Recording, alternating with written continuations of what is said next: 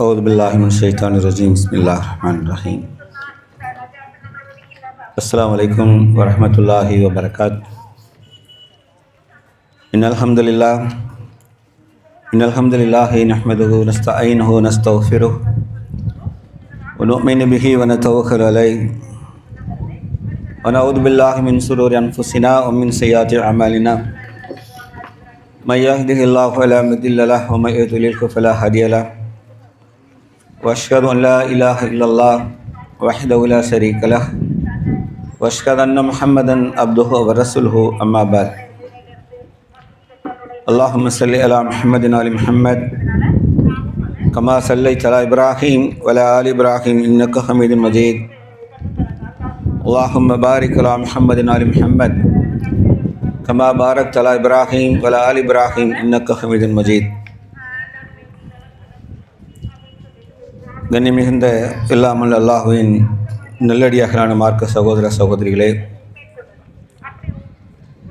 ரஹ்மான்பேட்டை ஜமாத்தை சேர்ந்த கண்ணியமிக்க பொறுப்பாளர்களே, ஜமாத்தை சேர்ந்த அன்புக்கினிய பொதுமக்களே,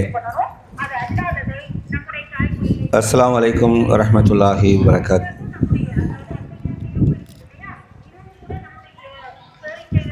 இன்றைய சூழலில் இளைஞர்களின் நிலை என்ற தலைப்பில் காலச்சூழலுக்கு ஏற்ப இளமை சமுதாயத்திற்கு அனுபவசாலிகளாக நாம் ஆற்ற வேண்டிய கடமைகளை கருத்தில் கொண்டு இந்த தலைப்பை தந்திருக்கிறார்கள்.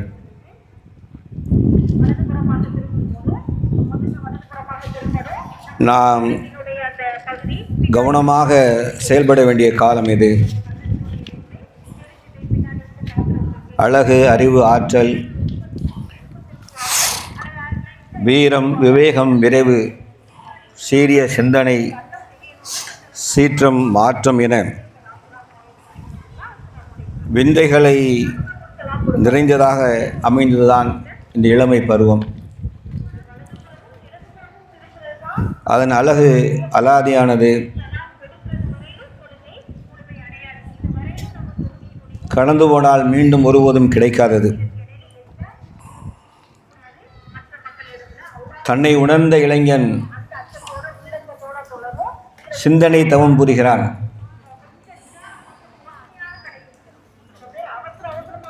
அவன் மலட்டு மண்ணையும் மலர்ச்சோலையாக மாற்றுகிற மங்காத புகழ் கொண்ட மனிதனாக வாழ்கிறான். ஆக இளமை என்பது சிந்திக்க வேண்டியது. தன்னைத்தானே சீர்தூக்கி பார்த்து, வால்யூம் லேசாக குறைங்க, எக்கோ அடிக்கும், கொஞ்சம் குறையும். தன்னை சீர்தூக்கி பார்த்து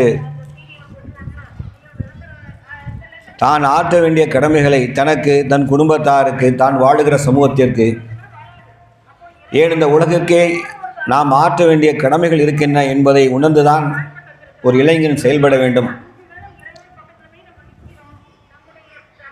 ஆனால் இன்றைக்கு சவால்கள் நிறைந்த உலகத்தில் இளைஞர்கள் இப்படி செயல்பட முடியுமா என்கிற கேள்வி எழுந்திருக்கிற காரணத்தினால் அவனை சுற்றியிருக்கிற இந்த உலகம் வேறொரு திசையிலே பயணிக்கிற போது அவன் மட்டும் எப்படி இந்த சீரிய சிந்தனைகளை சுமந்தவனாக செயல்பட முடியும் என்கிற காரணத்தினால் சில அறிவுரைகளை அவன் ஆற்றல் மிக்கனாக மாற வேண்டும் என்ற அழகிய நோக்கத்தோடு நாம் சொல்கிறோம்.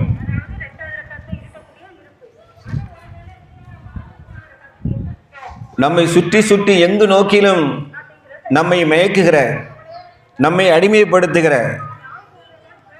நம்மை மறக்கடிக்க செய்கிற உலகியல் இன்பங்கள் மிகைத்திருக்கிறது. இன்னும் ஒருபடி மேலே போய் அவன் தனக்கு கடவுளாக கருதுகிற மனோ இச்சை, அவன் மனதுக்கு சரியென்று படுகிற காரியங்களை செய்கிறான். இளைஞன் துணிச்சலாக செய்கிற காரணத்தினால் அல்லாஹ் குர்ஆனில் அப்படி தான் சொல்லுவான், தன் மனோச்சையை கடவுளாக ஆக்கி கொண்டார்கள். அவன் மனது சரியென்று படுகிறதை துணிச்சலாக செய்கிறான். சரிதவறு காண்பதில்லை, பாவ புண்ணியங்கள் பார்ப்பதில்லை, என்னை கேட்பதற்கு யாரும் கிடையாது முடிந்தால் பார்க்கட்டும் என்று சவால் விடுகிற துணிச்சல் மிக்க காரியங்களை அவர்கள் செய்கிறார்கள். அதற்கு காரணம் அவனுக்கு கொடுக்கப்பட்டிருக்கிற அருட்கொடையான இளமை பருவம் என்பது விலை மதிக்க முடியாது என்பதை அவன் உணராதிருக்கிற காரணத்தினால். அதை ஒரு இளைஞன் உணர்வானே என்றால் தனக்கு தானே தன்னை செதுக்கிக் கொள்ள ஆரம்பிப்பான். நான் எதுவாக ஆக வேண்டும், எனது கடமை என்ன என்பதை உணர்ந்து செயல்பட ஆரம்பிப்பான். இன்னும் முஸ்லிம் இளைஞன் என்பவனோ ஒரு படி மேலே போய் அவனுக்கான அழகிய வழிகாட்டுதல் திருக்குர்ஆன் மூலமாகவும் அல்லாஹ்வுடைய தூதர் நபி ஸல்லல்லாஹு அலைஹி வஸல்லம் வழிகாட்டுதல் மூலமாகவும் ஒரு முஸ்லிம் இளைஞன் கூறிய சிந்தனையுடையவனாக, தூய செயலுடையவனாக, தான் செய்கிற காரியங்கள் எந்த ஒன்றும் தனக்காக இல்லாது, தன்னை படைத்த இறைவன் என்னை ரசிக்கிறான், என் அழகை என் தாய் ரசிப்பதை போன்று, என் அழகை நான் கண்ணாடிக்கு முன்னே நின்று ரசிப்பதை போன்று, என் அழகை நான் விரும்புகிறேன் நண்பன் ரசிப்பதை போன்று, இதைவிட அதிகமாக என் ரப்பு என் இளமையை நேசிக்கிறான், என் இளமை அவன் ரசிக்கிறான் என்பதை உணர்ந்து கொண்ட இளைஞன் அவனுடைய சிந்தனையும் சொல்லும் செயலும் வேறாக மாறியிருக்கும். அப்படிப்பட்ட செயலுடையவர்களை உருவாக்க வேண்டும். அப்படிப்பட்ட இளைஞர்களாக நீங்கள் மாற வேண்டும். கண்ணியம் இந்த இளைஞனே, உனக்கு தந்திருக்கிற அந்த இளமை என்பது ஆற்றல் மிகுந்தது என்பதை நீ செயல் வடிவிலே காண்பிக்க தவறிவிட்டால், அல்லாஹ்வுடைய தூதர் சொன்னார்கள், முதுமை வருவதற்கு முன்பாக இருக்கிற இளமை, முதுமை வருவதற்கு முன்பாக இருக்கிற இளமை இருக்கிறதல்லவா, இந்த இளமை துள்ளலான பருவம். தமிழிலே அடிக்கடி சொல்வார்கள், ஓடுகிற பாம்பை எட்டி பிடிக்கிற வயது, ஓடுகிற பாம்பை எட்டி பிடிக்கிற அழகிய வயது.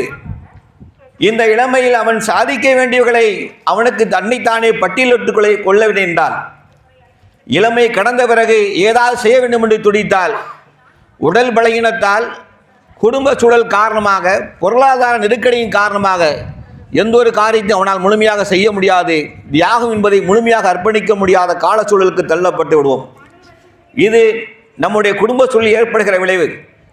நான் சொன்ன சமூக தாக்கம் என்பது உங்கள் கையில் இருக்கிற மொபைல் ஃபோன், உங்கள் கையில் இருக்கிற 2 சக்கர வாகனம், உங்கள் தோழமை, உங்கள் நட்பு, இவைகள் யாவும் உங்களை வேகமாக நல்வழியும் படுத்தலாம், உங்களை தவறான வழிக்கும் அழைத்து செல்லவும் செய்யலாம்.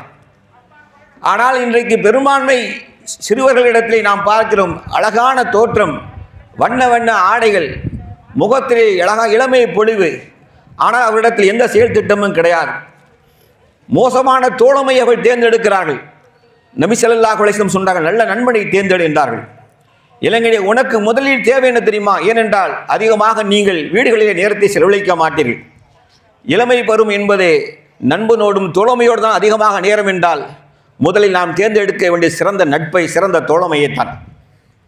அல்லாஹ்வுடைய தூதர் சொன்னார்கள், நல்ல தோழமை என்பது கஸ்தூரி விற்பவனை போன்று, அவனோடு சேர்ந்தால், அவன் இடத்தில் கஸ்தூரி இருந்தால் உங்கள் ஆடையிலே தடவி விடுவான், நண்பா உன் மேலே தடவிக்கொள் என்பான். அது வாசனையை தருவதை போன்று நல்ல தோழன் உங்கள் வாழ்க்கையில் உங்களுக்கு நல்ல வாசனையை தருவான். கெட்ட நண்பன் கொள்ளன் பட்டில் இருக்கிற ஊதுகின்ற துருத்தியை நெருப்பை போன்றது, அங்கே துர்நாற்றம் வீசும், ஆடையை கருக்கவும் செய்யும். துர்நாற்றம் வீசும், ஆடையை கருக்கும். ஆகவே கெட்ட நண்பன் என்பவன் அந்த கொள்ளன் பட்டில் இருக்கிற நெருப்பை போன்றவன் என்று நபி ஸல்லல்லாஹு அலைஹி வஸல்லம் அவர்கள் தீய நட்பை எச்சரிக்கை செய்தார்கள். அப்படி என்றால் உங்கள் வாழ்க்கையிலே மிகப்பெரிய அருட்கொடை என்ன தெரியுமா? உங்களுக்கு சிறந்த நண்பன் கிடைத்தால், சிறந்த நண்பன் கிடைத்தால் அதுதான் மிகச் சிறந்த அருட்கொடை. அத்தகைய நட்பை நீங்கள் தேடிக்கொண்டு அல்லாஹ்வுடைய தூதர் சொன்னார்கள், இந்த நட்பை நீங்கள் தேர்ந்தெடுங்கள் என்று சொன்னார்கள். அவனோடு பழகினால் அவன் இரையச்சம் உண்டாகும், அவனோடு பழகினால் அல்லாஹ்வை ஞாபகப்படுத்துவான், ஞாபகம் வரும். அவனோடு பழகினால் மறுமையை அச்சமூட்டி எச்சரிக்கை செய்வான். அத்தகைய தோழமை அங்கு இருக்கிறதா என்று பாருங்கள். இந்த மூன்றும் இல்லை என்று சொன்னால் உங்களை நீங்கள் ஆக்கிக் கொள்ளுங்கள். யாரோ எங்கே உருவாக்குவதல்ல, நமக்கு நாமே உருவாக்கி கொள்ள வேண்டும். ஏனென்றால் பிறப்பால் லா இலாஹ இல்லல்லாஹ் முஹம்மது ரசூலுல்லாஹ் என்ற அழகிய தூய கொள்கையை ஈமான் கொண்ட மக்கள் நாம் பிற சமுதாயத்திற்கு முன்னோடிகளாகத்தான் இருக்க வேண்டும். சிந்தனை, சொல், செயல் எல்லாவற்றும் எதிர்கால செயல் திட்டங்கள். ஒரு முஸ்லிம் இளைஞனிடத்திலே பேசினால் பேச்சில் தெளிவு, அறிவு சார்ந்த வார்த்தைகள், அவனிடத்தில் தூய ஒழுக்கமான பண்பு, நன்னடத்தைகள் என்று எல்லாவற்றிலும் வணக்க வழிபாடு என்று ஒரு முஸ்லீமை பார்த்து உன்னோடு வாழ்கிற முஸ்லீம் அல்லாத நண்பனும் பொறாமைப்படுவது அழகின்ற அளவிற்கு ஒரு முஸ்லீமுடைய செயல்பாடு இருக்க வேண்டும். முஸ்லீமில் வாலிபல் இருக்கிற இடம் என்றால் பார்கள் ஒழுக்கம் என்பதை அந்த பகுதியில் போய் பார்கள் என்று சொல்லக்கூடிய 99 கொலை செய்த மனிதர் 100வது கொலை செய்தார். 100வது கொலை செய்துவிட்டு எனக்கு பாவ மன்னிப்பு கிடைக்குமா என்று கேட்டார்.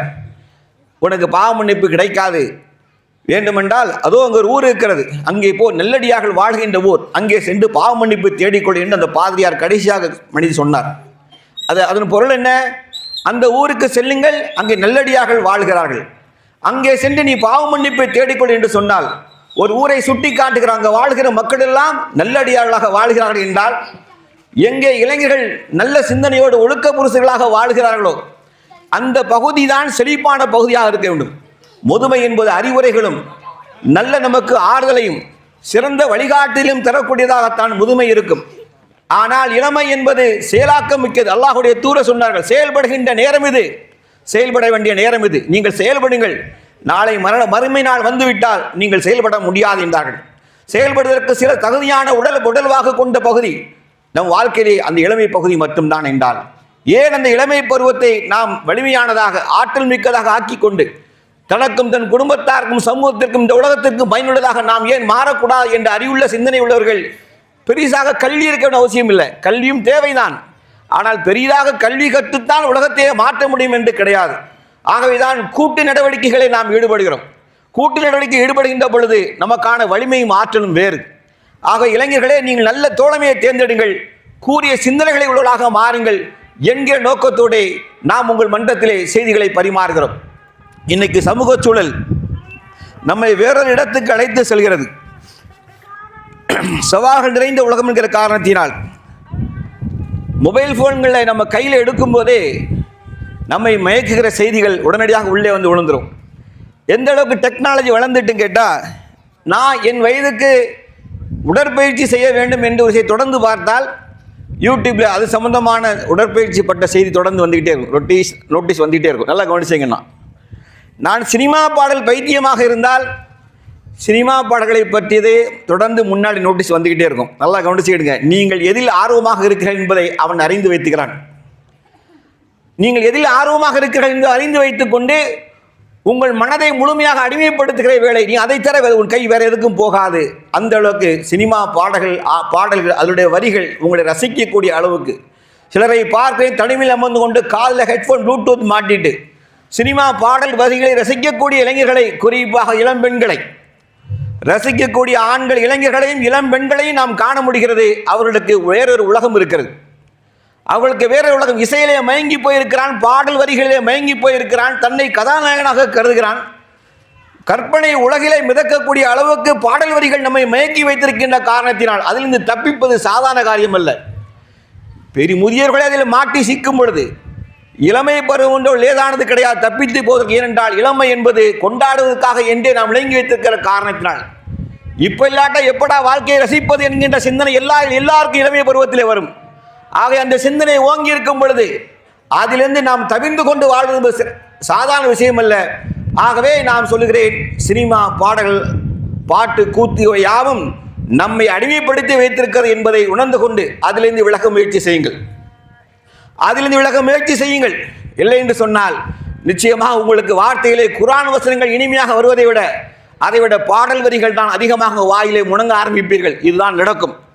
இதை குறிப்பாக வீடுகளிலே நாம் பார்க்கிற வயது இளம்பெண்கள் வீடுகளிலே சமையல் செய்யும் பொழுதோ வேறு வீட்டு காரில் ஈடுபடும் பொழுதோ பெண் பிள்ளைகள் பாட்டு சினிமா பாடல்களை பாடிக்கொண்டே அவர்கள் வீட்டு வேலை செய்கிறார்கள். அம்மாவுக்கு வீட்டு வேலை முடிந்தால் போதும், பிள்ளை எதை பாடுகிறாள், ஏன் பாடுகிறாள், இந்த பாடலை ஏன் வாயில் வருகிறது என்பதை தாய்க்கு கவலை இல்லை. அதே நேரத்தில் மகள் மட்டும் சற்று இனிமையாக பாடிவிட்டால் அம்மாவுக்கு சந்தோஷம் தாங்க முடியாது. மகள் குரலை பார்த்தியா, ஜானகி, பி சுசீலா என்று பழங்கால பாடல்கள் நமக்கு தெரியும். இப்பொழுது புது பாடகிகள் பேர் தெரியவில்லை. அவர்கள் பேரையெல்லாம் சொல்லி அதே மாதிரி என் மகள் பாடுகிறாளே என்று ரசித்து கொண்டே தன்னை மனசுக்குள்ளே பரவாயில்லையா மகள் சூப்பராக பாடுகிறாள், சரி நமக்கு கத்திரிக்காய் வெட்டுற வேலை முடிஞ்சா போச்சு என்று நினைக்கக்கூடிய தாய்மார்கள் புரிந்து கொள்ளுங்கள். இந்த பாடல் வரிகள் அவர்களை தன் மனதுக்குள்ளே தன்னை அவர்களை கதாநாயகிகளாக மாற்றுகிறது. இந்த பாடல் வரிகள் அவர்களை தன்னை கதாநாயகியாக மாற்றுகிறது. மனதுக்குள்ளே கற்பனையான ஒரு கதாநாயகனை தேடிக்கொண்டிருக்கிறது. அல்லது யாரோ ஒருவனை கதாநாயக மனதில் வைத்துக்கொண்டு தன்னை கதாநாயகிய பாட்டு பாடுகிற பெண்கள் இருக்கிறார்கள். சமீபகால நிகழ்வுகள் முஸ்லீம்கள் பெரும்பான்மையாக வாழக்கூடிய பகுதிகளிலே முஸ்லீம்கள் பெரும்பான்மையாக வாழக்கூடிய பகுதிகளிலே முஸ்லீம் பெண்கள் தப்பி ஓடக்கூடிய மோசமான சூழல். இன்றைக்கெல்லாம் வலைதளங்கள் காலம், யூடியூப் வலைதளங்கள் காலம் என்கிற காரணத்தால் செய்திகள் வேகமாக ஃபாஸ்ட்டாக வெளியே வந்துடுது. வாட்ஸ்அப்பில் செய்தி வருது. திருமணத்துக்காக காத்திருந்த பெண், நிச்சயம் செய்யப்பட்டிருந்த பெண், தாய் தந்தைகள் தன்னை பிள்ளையை செல்வ செழிப்போடு வளர்த்திருந்தார்கள். ஆனால் இருக்கையில் தரங்கட்ட வேலை இன்ஸ்டாகிராமில் தொடர்பு கொண்டு ஒரு வாலிபனோடு, முஸ்லீம் அல்லாத வாலிபனோடு சொல்லாமல் கொள்ளாமல் ஓடி போய்விட்ட பெண்மணி. நல்லா தெரிஞ்சுக்கிற இளைஞர்களே, உங்கள் வீட்டில் பெண்கள் இருக்கிறார்கள். தங்கையாக இருக்கலாம், அக்காவாக இருக்கலாம். நீங்கள் தவறு செய்தால் உங்கள் தவறை அவர்கள் பிடித்து வைத்துக் கொண்டு பிணையாக்கி விடுவார்கள். நீ மட்டும் பார்க்க செய்யலாம், நான் செய்யக்கூடாது என்று உங்களை மடக்குவார்கள். இதுதான் நடக்கும் வீடுகளில். நீ குற்றவாளியாக இருந்தால் வீட்டில் தவறு நடக்கும்போது உன்னால் தீர்த்திருத்த முடியாது. ஏனென்றால் இளமை பருவம் நீ வெளியே சுட்டுகிற போது உனக்கு வீட்டு தவறை ஈஸியாக காதுக்கு வந்துடும். உன் தாய்க்கு தெரியாது, உன் தந்தைக்கும் தெரியாது. தந்தை அதீத பாசம், மகள் மீது அதீத நம்பிக்கை. தாயோ மகளை மடியில் வைத்து தாலாட்டு பாடுகிறாள், கொஞ்சுகிறாள். மகள் இப்படி செய்ய மாட்டாள் என்று நம்புகிறாள். ஆனால் அவள் சினிமா பாடல்களை பாடிக்கொண்டே அடுப்பங்களில் வேலை செய்த போது தாய்க்கு புரியவில்லை. மகள் வகையில் வருகிற பாடல்கள் எல்லாம் காதல் வரிகள், நெஞ்சை உருக்குகிற பாடல்களாக இருக்கிறது. இதில் ஏதோ தவறு இருக்க என்று தாய்க்கு உணர சக்தி இல்லாத காரணத்தினால் கண்டுகொள்ளாது போனால் கடைசியிலே இந்த பிள்ளையை கண்டுகொள்ள முடியவில்லை. காதலனோடு ஓடி போய்விட்டாள். அவ போயிட்டா. ஆனால் தாய் சாப்பிடல. 3 நாள் ஆச்சு, 4 நாள் ஆச்சு. தாய் இதுவரைக்கும் சுயநினைவுக்கு வரல. ஏன் வரல? இவளை வயிற்றிலே சுமந்து அவளை கர்ப்பமாக பிரசவமாக பெற்றெடுத்த போது மயக்க நிலையிலே இருந்தாள். அந்த மயக்க நிலை மீண்டும் அவளுக்கு திரும்பி இருக்கு. ஏன் தெரியுமா? இந்த பெண் ஓடி போயிட்டா. ஏய், நீங்கள் பார்க்கிற யூடியூப், சினிமா, நாடகம், கதாநாயகிகள் எல்லாம் காதல் சரி, அது நியாயமானது. ஆண் பெண் உணர்வு நியாயமான, அதை மதிக்க வேண்டும். இந்த நாட்டு சட்டம் அதை அனுமதிக்க என்ற காரணத்தினால் பகிரங்கமாக அதை வச்சே படம் எடுப்பார்கள். தன்னை கதாநாயகனாக காட்டுவார்கள். அவன் கட்சி ஆரம்பிப்பான், அவன் பண்ணி பைத்தியக்கார கூட்டத்தை உருவாக்குவான். நீங்கள் எல்லாம் காதல் இளவரசன் என்று அவன் பின்னாடி ஓடிக்கொண்டிருப்பீங்க. அவன் முன்னாடி கூட வாழ மாட்டான்.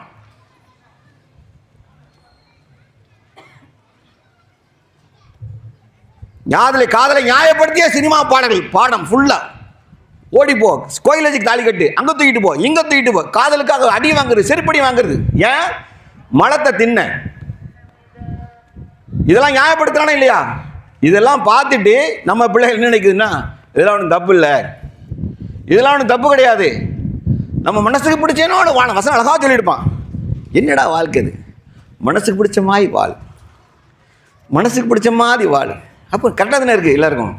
ஆமாம், வாழ்க்கை என்பது சந்தோஷமாக இருக்கிறது தானே. மனசுக்கு பிடிச்ச மாதிரி வாழ்ந்துட்டு பேர பண்ணியானே. அப்போ நான் லேடிஸ் இருக்கிறதுனால கொஞ்சம் அடக்கி வாசிக்கேன். என்ன, நல்லா தெரிஞ்சுக்கிடுங்க. மனசுக்கு பிடிச்ச மாதிரி வாழு சொல்லி கொடுத்தாச்சா, மனசுக்கு பிடிச்சனோட போயாச்சு. இந்த நாட்டு சட்டம் என்ன செய்யுது? அதுக்கு முழு பாதுகாப்பு. 18 வயசு ஆகிட்டா என்ன செஞ்சுக்கலாம்? யார் கூடயும் எங்கே வேணாலும் போய்க்கலாம். எப்போ நீ கல்யாணம் முடிக்க வேண்டாம். நீ லிவிங் டுகெதர், திருமணம் ஆகாமலே சேர்ந்து வேணாம். என்ன, கொஞ்சம் லோக்கலில் இன்ஃபார்ம் பண்ணிக்கணும். ஐயா, நானும் அவளும் சேர்ந்து இருந்துக்கிறோம், நீங்கள் ஒன்றும் கண்டுக்க வேண்டாம். ஆனால் நாங்கள் என்ன எப்படிக்கிறோம், புருஷன் மண்டியாட்டே இருக்க மாட்டோம், ஆனால் சேர்ந்து இருந்துக்கணும். எது வரைக்கும் நாங்கள் எப்போ பிரேக்கப் ஆகிறோமோ அது வரைக்கும் இருப்போம். அவளுக்கு மாப்பிள்ளை பார்த்தோன்னே அவள் மாப்பிள்ளை கூட போயிடுவா, இவனுக்கு பொண்ணு பார்த்தோன்னு பொண்ணு கூட போயிடுவா. இப்படி ஒரு கேவலமான வாழ்க்கை நிலையை உருவாக்கியது எது? நீங்கள் நானும் பார்க்கிற சினிமா, நீங்கள் நானும் பார்க்கிற நாடகங்கள், இவைகள்லாம் இதை அங்கீகரிக்குது. நம் மனசு சரியென்று படுகிறது. பெண் பிள்ளைகள் புரிந்து கொள்ளுங்கள் மக்களே, நீங்கள் நானும் வேறு. நல்லா தெரிஞ்சுக்கிடுங்க. இந்த உலகில் நாம் முடவனாக, கைகாலில் முடவனாக வாழலாம், கண் தெரியாக குருடனாக வாழலாம், தலையில் அழகான முடியும் சொட்டை தலைவனாக வாழலாம், ரசிக்காம கூட வாழ்க்கை பெறலாம், ஆடை போட முடியாமல் நோய் உடம்பெல்லாம் சொறி சிறங்காய் கூட வாழலாம்.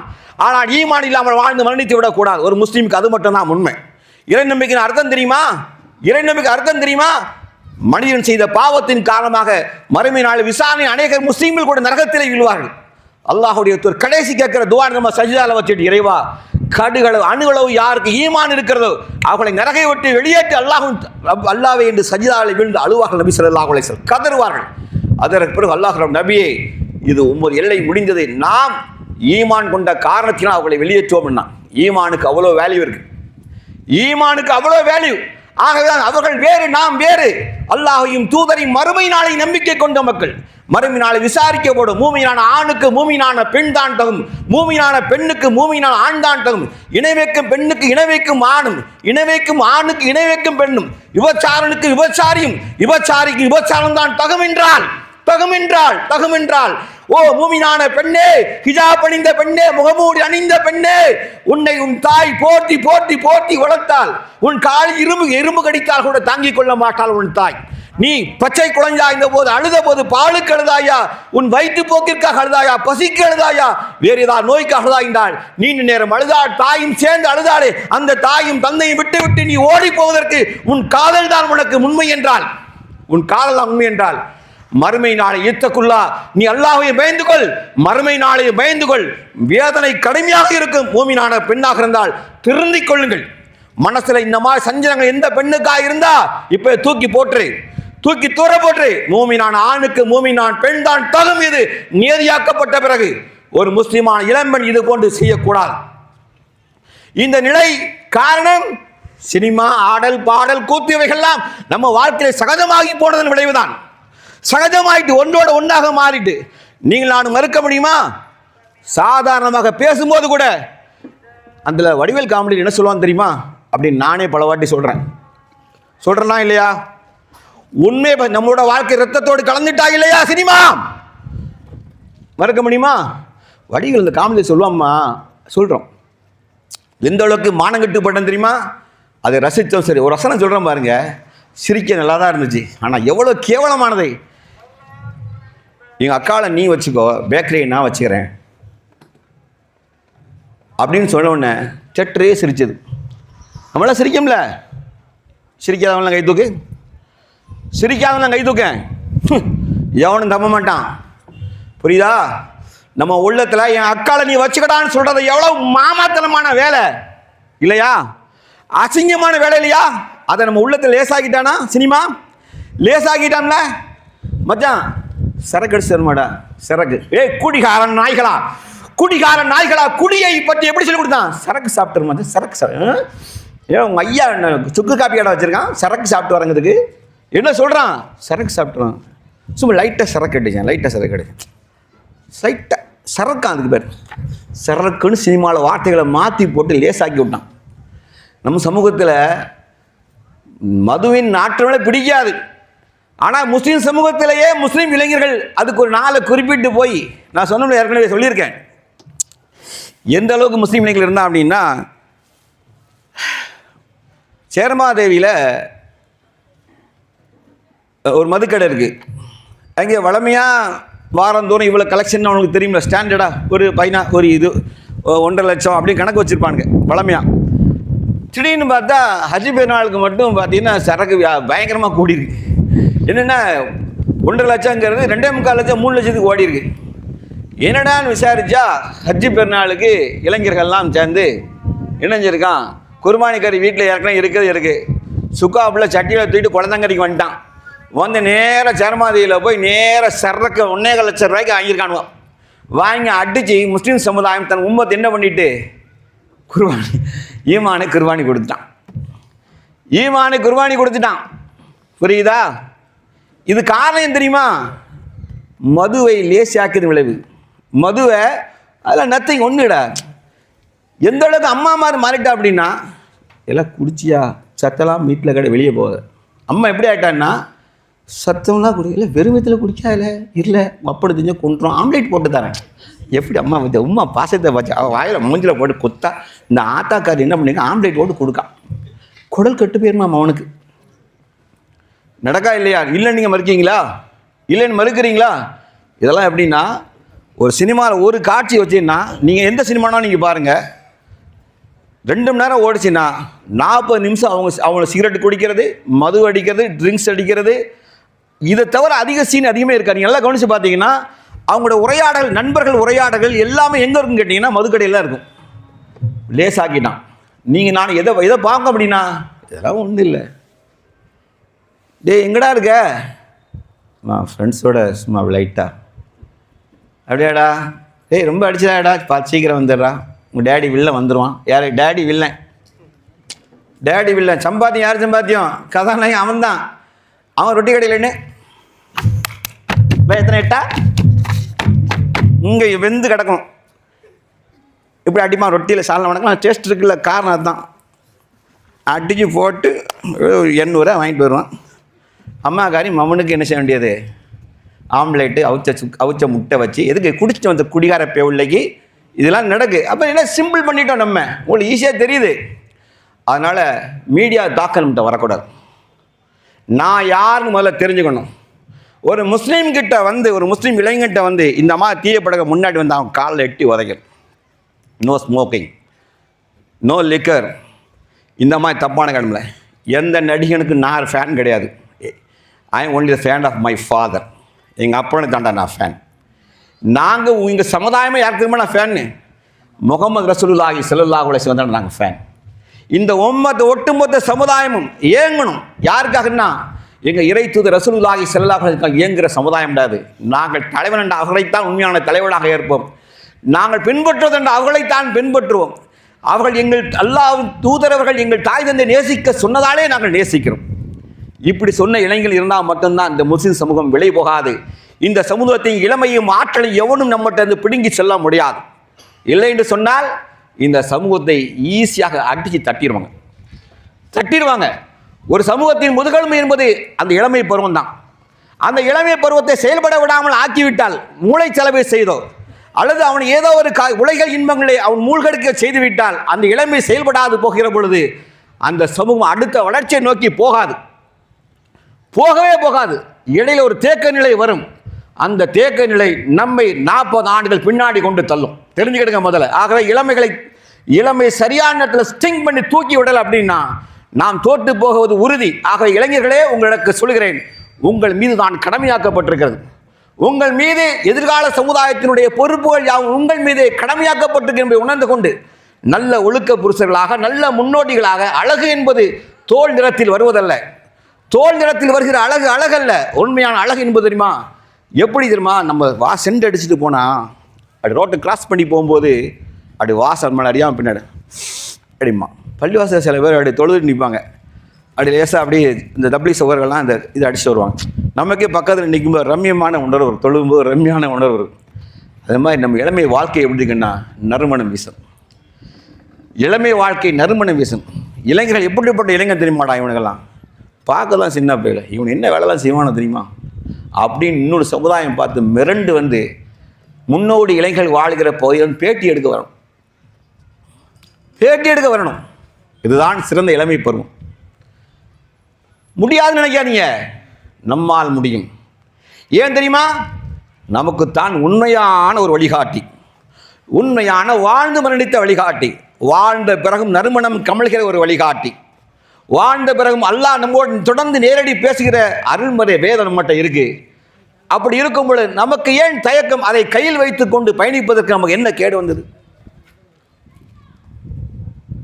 முஸ்லீம் இளைஞர்கள் பார்க்குறேன், நடிகை வந்தான்னு 5 மணி நேரம் ரோட்டில் கிடக்கும். 5 மணி நேரம். அல்லாஹ் பயப்பட வேண்டாமா? நீங்களாம் அல்லாஹ் பயப்பட வேண்டாமா? உங்களுக்கு அதான் சத்தம் கேட்கலையாடா? உங்களுக்குலாம் அல்லாஹ் அக்பர் அல்லாஹ் அக்பர்னு பொருள் தெரியுமாடா? அல்லாஹ் பெரியவன் அல்லாஹ் பெரியவன பொருள் தெரியுமா? அல்லாஹ் பெரியவன்டா. உலகத்தில் எவனும் உன் தாய் தந்தையும் பெரிதல்ல, எதுவும் பெரிதல்ல. உலகில் எதுவும் பெரிது கிடையாது. எங்கள் படைத்த ரப்பு தான் பெரியவன். என்னை இந்த வக்து வரைக்கும் என்னோட உடல்ல உயிரை கொடுத்து என்னை உயிரோடு வைத்து என்னை நிற்கவோ நடக்கவோ பார்க்கவோ ஆற்றல் ரப்புல் ஆலமீனுக்கு நன்றி செலுத்த புறப்படுகிற பயணம் தான் வாங்க சொன்னால் பள்ளிக்கு நோக்கி போகுது. நடிகை பயலுக்காக, நாத்தம் பிடிச்ச நடிகை பயலுக்காக சினிமாவிலே ஆடல் பாடல் காதல் குடி கன்றாவிகள் எல்லாம் நியாயப்படுத்தி அதற்காக பணம் வாங்குகிறவன், வேஷம் எடுக்கிற பவுடரை போட்டு வேஷம் எடுக்கிற ஏமாற்று பேர்வழிகள். ஜெய் தம்பி, நீ கூட ஏதாவது ஒரு செய்யணும்னா உடனே செஞ்சிருவ. அவன் இப்படி தூக்கணும், இது 10 தடவை தூக்கணும். Cut cut cut cut cut cut action சரியில்லை, திருப்பி தூக்குங்க திருப்பி தூக்குங்க. தம்பி ஒரு சண்டே 50 பேர் அடிப்பான். நீ அடிச்சேன்னு ஜெயிலுக்கு போயிடுவேன். ரெண்டாவது, நீ 50 பேர் அடிச்சேன்னா உடனே நேராக ஜிஹெச்சில் கொண்டு மைதின்னு பார்க்க வரணும். என்னாச்சு, 50 பேர் போட்டு வெளுத்து, நீ 50 அவங்க விஜய் படத்தை பார்த்து அடிச்சிருக்கான், அவன் 50 கையை காலை உடச்சி தூக்கி போடு. டே தம்பி, எல்லாம் செட்டப்புடா தம்பி, எல்லாம் செட்டப்பு. உனக்கும் வயசுக்கு லவ் பண்ண ஆசை இருக்கும்ல, ஏன் எவ்வளோ கூட்டியே பாறையில் போய் நீ காத்து நான் வரும் பாடம் போய் ரோட்டில் மண்டை அடித்து உடச்சிடும். இதெல்லாம் ஏமாத்து வேலைடா, ஏமாத்து வேலை. உங்களுக்கு அது புரியலையா? அதெல்லாம் புரியலையா? டேய், நம்ம பணத்தில் சோழத்தின் கிட்ட பிச்சைக்கார போயிடாம நீ நான் 200 ரூபா 300 ரூபா டிக்கெட் கொடுத்தானா சோழத்துக்குள்ள சிங்கி அடிக்க முடியாம எம்ம சுற்றுல திங்கிறப்பயா அவனுக்கு போய் பார்த்து கிடக்கீங்க. ஒரு பொட்டச்சி பேட்டி கொடுத்துருக்கான், ஹிஜாப்னு போட்டுக்கிட்டு கண்ணாடி போட்டு எடுத்துட்டு நான் விஜய் ஃபேன் 5 மணி நேரம் காத்து கிடக்க என்ன பார்க்காம போயிட்டான்.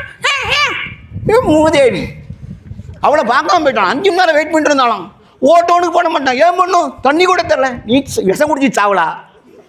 நீ தண்ணியா குடிக்க விஷம் குடிச்சு சாவு. அவன் வந்தா என்ன போனா என்ன? உனக்கு என்ன? உனக்கு என்ன? அவளை பாரு, ஆக்ஷனை பாரு.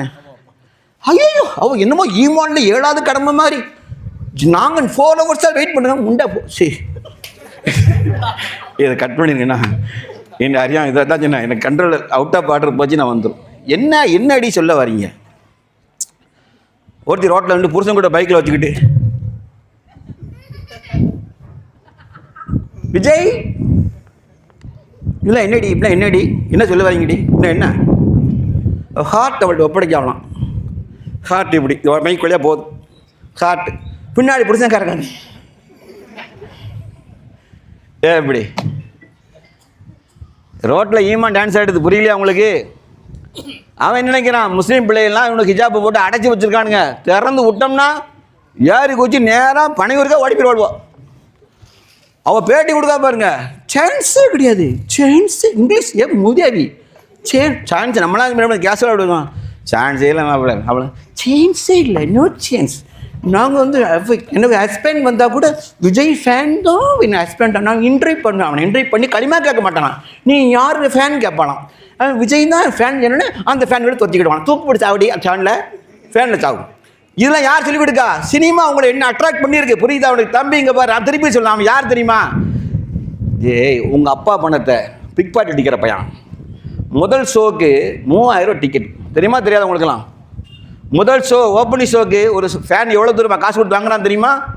3000 ரூபா. தகப்பம் பையில் காசு இவனுடைய எவன்டா சொந்த உழைப்பில் இருக்குது? சொந்த உழைப்பில் உள்ள பயிலாம் அறிவிட்ட பயில்க. அதே ரோட்டில் நீ சினிமா தேட்டரில் படம் பார்த்து ரோட்டில் போகும்போது பார்த்தீங்கன்னா பிளாட்ஃபார்மில் 10 பேர் படுத்து கிடமா, கருன்னு முடி சுருட்டையாக மேலே குளிக்காம வைக்காம சுருண்டு படுத்து கிடக்கும். அப்படியே கிடப்பான், சோறு தண்ணிலாம் கிடப்பான். நாய்களை நீ அவனுக்கு ஒரு பொட்டை சோறு வாங்கி கொடுக்க மாட்டேன். ஆனால் நம்ம நம்ம தாய் தப்பன் உழைப்பில் 3000 ரூபா திருடி கொண்டு போய், அல்லது உங்கள் அம்மாவை ஏமாற்றி ஃபீஸ் கட்டுறான்னு ஏதாவது ஏமாற்றி பைக்கில் ரிப்பேர் பண்ணுறான்னு ஏமாற்றி கொண்டு போய் அவனுக்கு படம் பார்த்துட்டு, அவன் இல்லை அஜித் வந்தாலும் இதுதான் நான் பேசுவேன், தனுஷ் வந்தா இதான் தெரிஞ்சுக்கிட்டு நீ விஜய் எதிர்ப்பு நினைச்சிடாத. நடிகை பயிலுக்கு நமக்கு என்னடா வேலை? நமக்கு சொந்த இந்த உலக வாழ்க்கை நமக்கு அற்பமான சொல்ல வந்த மக்கள் நம்ம. அவன் முன்னாடி போய் நின்றுக்கிட்டு அவன் நமக்கு தலைவனடா. முஸ்லீம் பிள்ளைகள் 60 ரூபா பேசுது, 100 பேர் ரோட்டில் கடந்துக்கிட்டு பார்த்துட்டேன். இப்போ தான் சொன்னேன், காமெடி சினிமாவில் சொல்லக்கூட நான் சொன்னேன், சொல்லிடுவேன். தம்பி, நம்மளாம் டாலர் நோட்டுகள் என்னென்னா சத்தம் வராது. சில்லறைக்கில் சில்லறை அதுக்கு ஆட்டினா சத்தம் வரும். நம்ம சில்லறைகளாக இருக்கக்கூடாது, புரியுதா? மீனிங் புரிஞ்சுட்டா? நம்ம dollars, valuable dollars. Muslims R valuable dollars. அது முஸ்லீம் இளைஞன் யார் தெரியுமா? அசைக்க முடியாத நெஞ்சரம் கொண்டான். அவனால் விலைக்கு வாங்க முடியாத சொல்லக்கூடிய நிலையை என்னைக்கு நீங்கள் முஸ்லீமான ஆண்கள் பெண்கள் உருவாக்குகிறார்களோ அன்னைக்கு தான் ஈமான் நம்மளுடைய டச் பண்ணின்னு அர்த்தம். இல்லைன்னா நம்ம தோற்று போய் கொண்டே இருக்கோம். நீங்கள் லேசாக கருதாதீங்க. அடுத்தால முஸ்லீம் இளைஞர்கள்ட்ட போதை பழக்கம் தலைவிரிச்சாடுது. தம்பிகளா, அப்படி பழக்க வழக்கம் இருந்தால் உங்கள் நண்பர்களாக இருந்தால் அவனை ஒதுக்காதீங்க. நான் முந்திலாம் சொல்லுவேன், அவனை ஒதுக்கணுமே, ஒதுக்காதீர்கள். அவனை நம்ம தம்பி தான், அவனை நம்ம அண்ணன் பிள்ளைகள் தான், நம்ம தங்கச்சி பிள்ளைகள் தான். நம்மளை சொந்த பிள்ளை போதையில் வீழ்ந்துட்டா, நம்ம தம்பி தங்கச்சி பிள்ளைகள் போதைக்கு ஆட்பட்டால் என்ன செய்வோம்? இரக்கம் காட்டுவோமா மாட்டோமா? அவனை திருத்த நினைப்போமா மாட்டோமா? இதே மனோபாங்கோடு இந்த பிள்ளைகளை வெறுக்காதீர்கள். நீங்கள் வெறுக்க வெறுக்க வெறுக்க வெறுக்க கூட கொஞ்சம் போது அடிப்பாங்க. ஏல முடிஞ்சிட்டுமாப்ல இனி நிலம்மா வேண்டாம். அந்த பிள்ளைகளிடத்தை இன்புதான் இனிதான் நீங்கள் அதிகமாக அன்பு செலுத்தணும். அவன் கோபமாக பேசுவான், எதிர்மறையாக பேசுவான், ஆனால் அவர்களிடத்தில் நற்பண்பு இருக்கிறது. ஏன் தெரியுமா? ஒரு நபி தோழர் ரொம்ப நகைப்புக்குரியவராக இருப்பார். அவரை பார்த்தாலே சிரிப்பு வந்துடுமா, அவரை பார்த்தாலே சிரிச்சிருவாங்க. அல்லாஹுடைய தோழர் பார்த்தா சிரிச்சிருவாங்களாம். ஆனால் அவருடைய வீக்னஸ் வந்து தெரியுமா? தெரியாமல் தண்ணி அடிச்சிருவார், தண்ணி அடித்து மாட்டிக்கிட்டு வந்துவார், கசையடி. ஒரு நாள் இதே போன்ற சம்பவம் நடக்கு. கசையடி அடிக்கும்போது சைத்தான் ஏன்டா அந்த வேலையை பண்ணுறேன்னு சொல்லி அடிச்சிட்டாங்க. நபி ஸல்லல்லாஹு அலைஹி என்ன சொன்னாங்க தெரியுமா? ஒரு நபி இருக்கும்போது ஈமான் கொண்ட மனிதனை நீங்கள் சைத்தான் என்று சொன்னீங்களான்னு கேட்டாங்க. யாரை? குடி போதையில் இருந்த ஒரு நபி தோழரை பார்த்து அவன் குடித்தான் என்பதற்காக நீங்கள் சைத்தான் என்று சொல்லாதீர்கள், நபியின் தோழர் அவர் என்று சொன்னார்கள். புரியுதா? அப்போ தெரியுதா? மக்களை கழிச்சிடாதீங்க. அவன் இறுதி நிலை அல்லாஹ்வை அறிந்தவனாக இருக்கிறான். நம்மளோட சிறந்த மனிதனாக, நம்மளோட சிறந்த வாலிபத்தை பிறகு சிறந்த வாழ்க்கையோட வாழக்கூடிய மக்களாக அல்லாஹ் அவனை ஆக்கிடலாம். ஆக யாரையும் இன்றைய சூழலை வைத்து யாரையும் தீர்மானிக்கிற அதிகாரம் நமக்கு இல்லை. ஆகவே அந்த மாதிரி இளைஞர்கள் மது போதையில் ஆட்பட்டிருந்தால் தயவு செய்து இளைஞர்களே உங்கள் காதுக்கு தூரத்திலிருந்து கேட்டானே திருந்திக்க. டேய், உன் தாய் தந்தை வேதனை போடுறாடா, உங்கள் அம்மாவும் அப்பாவும் வேதனை போடுறா, துடிக்கிறா, நம்ம பிள்ளை இப்படி ஆகிட்டான்னு. எத்தனை பேர் இந்த பகுதியில் போதைக்கு அடிமையாகி அந்த பிள்ளைகளை வாகனம் ஓட்டிட்டு போய் இறந்த செய்திகள் பேட்டையில் எத்தனை செய்தி வந்திருக்கு. நீ போயிட்டடா, உன் கபர் வாழ்க்கை மோசம். உன் கபர் வாழ்க்கை சந்தேகமே கிடையாது, கபர் வாழ்க்கை மோசமானதாக தான் இருக்கும். ஆனால் உன் தாயும் தந்தையும் வெளியே இருந்துட்டு சித்திரவதை அனுபவிக்கிறான். உன்னோட சக நண்பன், நீ இறந்த பிறகு சக நண்பன் முன்னாடி பைக்கில் போய்கிட்டே இருப்பான். உன்னை பார்க்கும் போதெல்லாம் அந்த தாய்க்கு அவன் மகன் ஞாபகம் தான் வரும். இவன் ஃப்ரெண்டு தானே என் பிள்ளை, இவன் 2 பேரும் ஒன்றா தானே பைக்கில் சுற்றுவான், என் வெளில போயிட்டானே. தாய் ஏங்கிட்டே இருக்கா. உனக்கு புரியாதுடா தம்பி, உனக்கு புரியாது.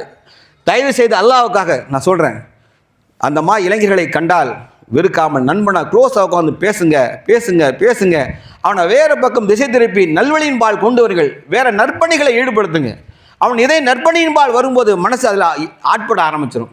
நீங்கள் எடுத்த உடனே என்ன செய்யும்? எடுத்த நேராக பள்ளியாசில் வான்னு கொடுவீங்க. அவன் என்ன நினைப்பான் அப்படின்னா, நமக்கு செட் ஆகாது.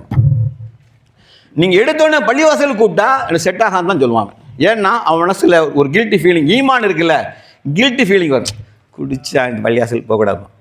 அவனை நம்ம என்ன செய்யணும்? எடுத்த உடனே வா, நல்ல வேலை செய்யும், வா வாழை மாப்பிள்ள வா, சரி ஒரு 4 மரம் நடும் வாழை அப்படின்னு போகணும். இவ்வளோ 4 ஏழைகளுக்கு சோறு கொடுப்போம், வாழை கூப்பிட்டு போகணும். அப்படியே போயிட்டே இருக்கும்போது மாப்பிள்ள அப்படி தொழுது போயிடும், அப்படி தொழுது போயிடும். அப்போ அவனுக்கு ஒன்றும் தோணாது. நீ ஸ்ட்ரைட்டாகவே கையில் தொப்பியை கொடுத்து தொலைவான்னு கூப்பிட்டீங்கன்னா சாரின்றோம். நல்லா தெரிஞ்சுக்கிடுங்க, இது ஒரு டாக்டிஸ், இது உண்மை. ஐ எம் வெரி ப்ராக்டிக்கல், நான் பேசுதான் உண்மை. நீங்கள் நேரடியாக கூப்பிட்டா வரமாட்டான். ஏன்னா அவன் மனசில் நான் குற்ற உணர்வு இருக்குன்னு விளங்கியிருக்கிறான். இரண்டால் சைத்தான் சூழ்ச்சிக்காரனாக இருக்கிறான். சைத்தான் மிக சூழ்ச்சிக்காரனாக இருக்கிறான். இன்றைய சமூகமும் முஸ்லீம் இளைஞர்கள் வழிகெடுவதை கவலைப்படாத சமூகமாக திட்டமிட்டு ஒரு சமூகத்தில் ஒரு ஆட்சியே ஆண்டுக்காண்டு மது விற்பனை ஏற்றுது. எந்த ஆட்சியும் எக்ஸ்ஆர்ஓ எந்த ஆட்சியாக இருக்கலாம். நான் இந்நாட்டின் மக்கள் மீது நலம் கொண்ட காரணத்தினால் கடந்த ஆண்டு 33,000 கோடிக்கு மது வியாபாரம், இந்த ஆண்டு 5,000 கோடி ரூபாயை நான் என்ன செஞ்சிருக்கேன், குறைச்சி வியாபாரம் பண்ணியிருக்கேன், மக்களை நல்வழிப்படுத்திருக்கிறேன் என்று சொல்லக்கூடிய ஆட்சி யாருமே இல்லை. உண்டா? யாரும் இல்லை. அப்போ தனி மனிதனாக திருந்தாவரை இந்த சமூகத்தில் மாற்றம் வரப்போவது கிடையாது. அரசாங்கம் திருத்த முயற்சி எடுக்காது. நமக்கு கொடுக்கப்பட்ட வரி சலுகை பணங்கள் யாவும் மது பணத்திலிருந்தே வருகிறது. நான் இந்த சாப்பாடு கஞ்சி அரிசி கூட சொல்லுவேன், கஞ்சி அரிசி கூட தயவு செய்து அரசாங்கத்தை வாங்காதீங்கன்னு சொல்லுவேன். வாங்காதீங்க. ஏன்? நான் நோன்பு வைத்தால் நமக்கு ஒருவேளை 100 கிராம் அரிசிக்கு கஞ்சிக்கு நம்மகிட்ட வழி இல்லையா? செய்ய முடியாதா? அரசாங்கம் அரிசி தந்து தான் இங்கே கஞ்சி காய்ச்ச வேண்டும் என்ற மோசமான நிலை ஏன் உருவாக்கணும்? முஸ்லீம்கள் ஏன் உருவாக்கணும்? என் நோன்பு ஹலாலானது. 150 கிராம் மேலே அரிசி கஞ்சி குடிச்சிருவானா? ஒருத்தன் குடிச்சிருவாங்களா? 150 கிராம் பொங்கி பாருங்க, எவ்வளோ கஞ்சி வருதுன்னு பாருங்க. சோறு கூட இவ்வளோ வந்துடும், கஞ்சி நிறையா தான் இருக்கும். ஒரு நாளைக்கு 150 கிராமுக்கு நம்ம சம்பாதிச்சு பள்ளிவாசலுக்கு கொடுக்க முடியாதா? ஏன் சொல்கிறேன்னு தெரியுதா? மதுவை லேசாக்கி விட்ட காரணத்தினால் போகிறான், நேராக போகிறான். கூட 100 இருந்தால் மச்சான் என்ன செய்ய, என்னடா செய்ய, சரி பீர் வாங்க மச்சான், அதில் போதையே கிடையாது, அதில் 0 பீர், 0 போதை. அதடா 0 போதை. இப்போ வாந்தியில் ஸ்மெல் இல்லாத வாந்தி இருக்கா இது? தம்பி வாமிட்டு ஆனால் ஸ்மெல் வராது அப்படின்னு சொல்லுங்கள், யாராவது கை தூக்குங்க. இருக்கா? அப்படி இருக்கா? அவன் பீரும் போட்டு அதில் போதை இல்லை அப்படின்னு இல்லை, அது அழகாக சொல்லலாம். நாங்கள் பார்த்து பீர் தான் அப்படி குடிப்போம், அதில் ஜீரோ போதையில் ஒன்றுமே கிடையாது. என்ன மயத்துக்காக குடிக்காமனா ஒன்றும் இல்லை, எதுக்குள்ள குடிக்க, சோடா வாங்கி குடி, எதுக்கு சோடா வாங்கி குடி, புரியுதா உங்களுக்கு? அவன் என்ன சொல்ல வரான், நம்மளை அப்படியா ஒரு முதல் ஸ்டெப்பு எடுத்து வை. முதல் ஸ்டெப்பு பீர்களை வந்துட்டு அப்படின்னா அடுத்த 2ஆவது ஸ்டெப் என்ன செய்ய வேண்டியது, வச்சான் அழகாக கணும் அப்படிமா. அப்புறம் அப்புறம் அப்புறம் இல்லை உமா கொடுதா என்ன வேற என்ன கிழமை வச்சுருக்க, முட்டையா உங்கள் அப்பன்ட்ட கொடு, நானே வெந்து போய் கிடங்க சுக்காக்கா வயலா அம்மா வயலா போகலாம்மா. என்னென்னா இதில் வந்தது தான், இதில் வந்தது எங்கே போய் நிற்கிது, பெத்த தாயை வேலைக்காரியோட மோசமாக மதிக்கான். அடுத்தா இன்னொரு செட்டாப் இளைஞர் இருக்கான், அவன் இதெல்லாம் பெருசாக கிடையாது, அவனுக்கு எடுத்துமா ஹீரோயிசம். மச்சான் நம்மகிட்ட மோனா வெட்டு கொஞ்சம் போடு, வெட்டு போடு, இப்படி ரவுடி பேவலியா இன்னொரு. ஆமாம் ரவுடி அது அதுக்கு இருக்குது, அட்டி தடி வெட்டு குத்துல அது ஒரு பைத்தியக்கு இருக்குது. ஆமாம் அது ஒரு மோசம். அவனை கூட ஒன்று சொன்னான், மாப்பிள்ள நீ வந்து அவனுக்கு ஓடத்தானுல பிறகு ஓட நினச்சிவான் மாப்பிள்ள முந்தானத்து. அப்போ போலீஸு அம்மாக்காரி ஸ்டேஷனில் வந்து வக்கீல் கோர்ட்டில் வந்து எல்லாம் நடக்கும், எல்லா ஆக்ஷனும் கிடக்கும். உங்களுக்கு தெரியாது இல்லை, நாங்கள் பார்த்துட்டு வந்ததுனால சில ஸ்டெப் பை ஸ்டெப்பாக சொல்லுவேன், பார்த்துக்கிட்டப்பா வேண்டாம். மோசமான வாழ்க்கை, ஆயுதத்தை தூக்கிட்ட அல்லாஹ்வுக்கு மறுமை நாள் முதல் தீர்ப்பு எதுக்கு தெரியுமா சகோதரர்களே, பூமியில் ரத்தம் போட்டியதுக்கு தான். முதல் தீர்ப்பு அல்லாஹ் வழங்குவது ரத்தம் போட்டியதுக்கு தான். தயவு செய்து ஆயுதத்தை தூக்கிறாதீங்க, ஆயுதத்தை யாருக்கு எதிராக தூக்கிறாதீங்க, வேண்டாம். அதுக்கு சட்டம் இருக்குது, சட்டம் இருக்குது. உனக்கு அடி விட படலாம் பரவாயில்ல, திருப்பி அடிக்கிற நிலைக்கு இப்போதைக்கு போகாத சகிச்சுக்க. உன் பெரியவர்கிட்ட முறையீடு, நேராக ஸ்டேஷனில் போய் கம்ப்ளைண்ட்டை கொடு. போலீஸ் நடவடிக்கை எடுக்கலையா, அதுக்கு நாங்கள் இருக்கோம். போலீஸ் அதிகாரி சார் என்ன கம்ப்ளைண்ட் கொடுத்தா நடவடிக்கை எடுக்க மாட்டிங்களா, நாங்கள் அப்போ கேட்போம், புரியுதா? நீ பதிலுக்கு பதில் நின்றுட்டு பிரச்சனை பண்ணினா முடியாது. ரவுடித்தனம் வேண்டாம், ரவுடிசம் வேண்டாம். கடைசி என்னாச்சுங்கன்னா பெரிய பெரிய செல்வந்தர்கள் அரசியல்வாதிகள் கூலிப்படைகளாக மாற்றி பல கொலைகளை அதிகமாக செய்யக்கூடிய மக்களாக நீங்கள் வந்து சென்னையில் கேங் வார் நடக்கு கொலைகள் பட்டியலில் பார்த்தீங்கன்னா முஸ்லீம் இளைஞர்கள் பேர் 7 பேரில் ஒருத்தன் பேர் முஸ்லீம் பேர் இருக்கும், 7 பேரில் ஒருத்தன் முஸ்லீம் பேர் இருக்குது. என்னடா செஞ்சான், அவனுக்கும் கொலைக்கு அவனுக்கும் அவன் விரோதியே கிடையாது. காசுக்காக கொலை செய்கிற கூலிப்படையில் ஒரு முஸ்லீம் இளைஞர் இருக்கிறார் என்றால் உயிரின் மதிப்பை தெரியாத அவன் எப்படா முஸ்லீமாக இருக்க முடியும்? சின்ன வயசுலேயே அவனுக்கு உயிரினுடைய வழி என்னன்னு சொல்லணும்ல, உயிரினுடைய மேன்மை தெரியும்ல. அடுத்த உயிரை பறிப்பதோ ரத்தம் போட்டுவதோ உடல்களை வெட்டி அங்ககீனம் படுத்துவதோ கொடுமைடா, செய்யாதீங்க. ஐயக்கத்தனத்தை வேலையை ஒரு முஸ்லீம் இளைஞர் எந்த காலத்திலும் செய்யக்கூடாது என்பதை உங்கள்கிட்ட வாக்குறுதியாக வாங்குறேன். சகிச்சுக்கிடுங்க, பரவாயில்ல தம்பிகளா. சிறை வாழ்க்கை மோசமானது. தாப்பு செஞ்சுட்டு உள்ள போனேன்னு வச்சுக்கோ, சிறை வாழ்க்கை மோசமானது. உன்னை வேதனைப்படுத்திடும், உன் குடும்பத்தை நாசப்படுத்திடும். கம்பிக்கு இந்த பக்கம் அல்லது கண்ணாடி அந்த பக்கம் நின்று உங்கள் அம்மா பேசி அழும்போது நீ செத்துருவ. முன்னாடி வேணா சிரிப்ப, கண்ணாடி விட்டு வெளியே இறங்கி ரூமுக்கு இறங்க அம்மாவும் தங்கச்சியும் மனைவி அந்த பக்கம் போன பொண்ண இங்கேருந்து அவன் அந்த பிளாக்குக்குள்ளே போகிறதுக்குள்ளே கண்ணீர் செஞ்சிருவான்டா தம்பி, ரத்தம் செஞ்சிருவான். தெரிஞ்சுக்க முதல்ல சவுத்தை பார்த்து தான் பேசணும். கம்மின்னு கேள்விப்பட்டிருக்கியா? அது சும்மா கிடையாது. மண்டை பாதிக்கப்பட்டு நூற்றுக்கணக்கான சிறைவாசிகள் உள்ள இருக்கான், மனநிலையை பாதிக்கப்பட்டு. தெரியுமா உங்களுக்கு? வாழ்க்கையே கிடையாது. வேண்டாம், ஆயுதம் தூக்காதீங்க, ஆயுதம் தூக்கக்கூடாது. அறிவு ஆயுதம் ஏந்துங்கள். நல்ல ஒழுக்கத்தை கடைபிடிங்க, நல்ல சீரிய சிந்தனை கொண்டவனாக மாறுங்கள். அதே நேரத்தில் கோழையாகவும் இருக்காதீங்க. அதுக்குன்னு அடிக்க சொல்லலை, அவங்கள்ட்ட நெருங்கினா விடமாட்டாங்க. எந்த சூழலையும் இருக்கணும். எப்படின்னா கம்பீரமான மனிதர்கள், எந்த கட்டமையில அவங்கள கிட்டே மோத முடியாது. எந்த மனநிலையை உருவாக்கணுமே ஒழிய ஆயுதத்தால் யாரையும் எச்சரிக்கை செய்ய வேண்டிய மோசமான பழக்கத்தை ஆளாகி கூலி படையிலாக ஒரு முஸ்லீம் மாறிவிடக்கூடாது. அடுத்த உயிரை பறிக்கிற அவகாரமான காரியத்தை ஒரு முஸ்லீம் ஒருபோதும் செய்யக்கூடாது. அடுத்தால ஆன்லைன் ரம்மி. ஆன்லைன் ரம்மியில் யார் இருக்கா? முஸ்லீம் இளைஞர்கள் இருக்கான். Online rummy ஆடுதான். மேலப்பாளையத்தில் ஒருத்தர் வந்து ஹோட்டலில் கேஷியராக வந்து களவான்ட்டான். அப்போ அவன் என்கிட்ட வந்து அழுதான், இந்த மாதிரி மாட்டிக்கிட்டேன், முதலாளி சொட்டையை ஒடிச்சிருவாங்க. இப்போ சொட்டையை ஒடிக்காமல் நினைச்சுவான். அவன் எல்லாத்தையும் வந்துங்க சுற்றி களவாங்கும்போது சுற்றி பார்த்துருக்கான். மூதை கண்ணு முன்னாடி கேமராவுக்கு மறந்துட்டான். இங்கன கேமரா இருக்குது இப்படி, அப்போ இப்படி பார்க்க அடிக்கட்டே கிழிச்சு போட்டிருக்கான். அப்போ அல்லா பார்த்தான், ரொம்ப போயிட்டுருக்காங்க, அடியானுக்கு துரோகம் செய்கிறான்னு சொல்லிட்டு அல்லா க்ளீனாக கேமராவில் காமிச்சு கொடுத்தான். மாட்டிட்டான். மாட்டோன்னே அழுதான், அந்த மாதிரி செஞ்சுட்டேன், தப்பு பண்ணிட்டேன்.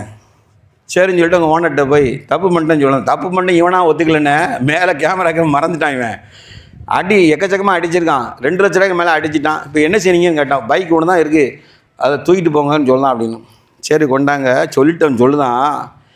இப்போ தான் இவன் மகன் 3 நாளைக்கு இவன் மகன் பஞ்சாயத்து என்னையே கூட்டிகிட்டு போனான். இவன் எது, நான் மகன் வேலை செய்கிற இடத்துல ஃபுல் கேஷ் ட்ரான்சாக்ஷன் அவன்கிட்ட கொடுத்துருக்கான். கடையில் 4 லட்ச ரூபாய்க்கு ரம்மி ஆடிருக்கான். உங்கள் ஊரில் தான் 4 லட்ச ரூபாய்க்கு ரம்மி ஆடிருக்கான். யார் வயசு என்ன தெரியுமா? 21 வயசு. 21 4 லட்ச ரூபாய்க்கு ரம்மி. முதல்ல 50,000 ஆடிருக்கான். டக்குன்னு 1 லட்சம் விழுந்துட்டு ஒரே நாளில் கோடீஸ்வரர் ஆகுது எப்படி அப்படின்னு சைத்தான் ஏற்றி விட்டான். அவள் 2ஆவது நாள் 1 லட்சம் போட்டிருக்கான். 2 3ஆவது நாள் பண்ண பொட்டுன்னு போயிட்டு அவன் அப்படி தானே செய்வான். 4 லட்ச ரூபாய் காலி பண்ணிட்டான். காலி பண்ணி சுவிட்ச் ஆஃப் பண்ணி வீட்டிலே படுத்துக்கிட்டான்.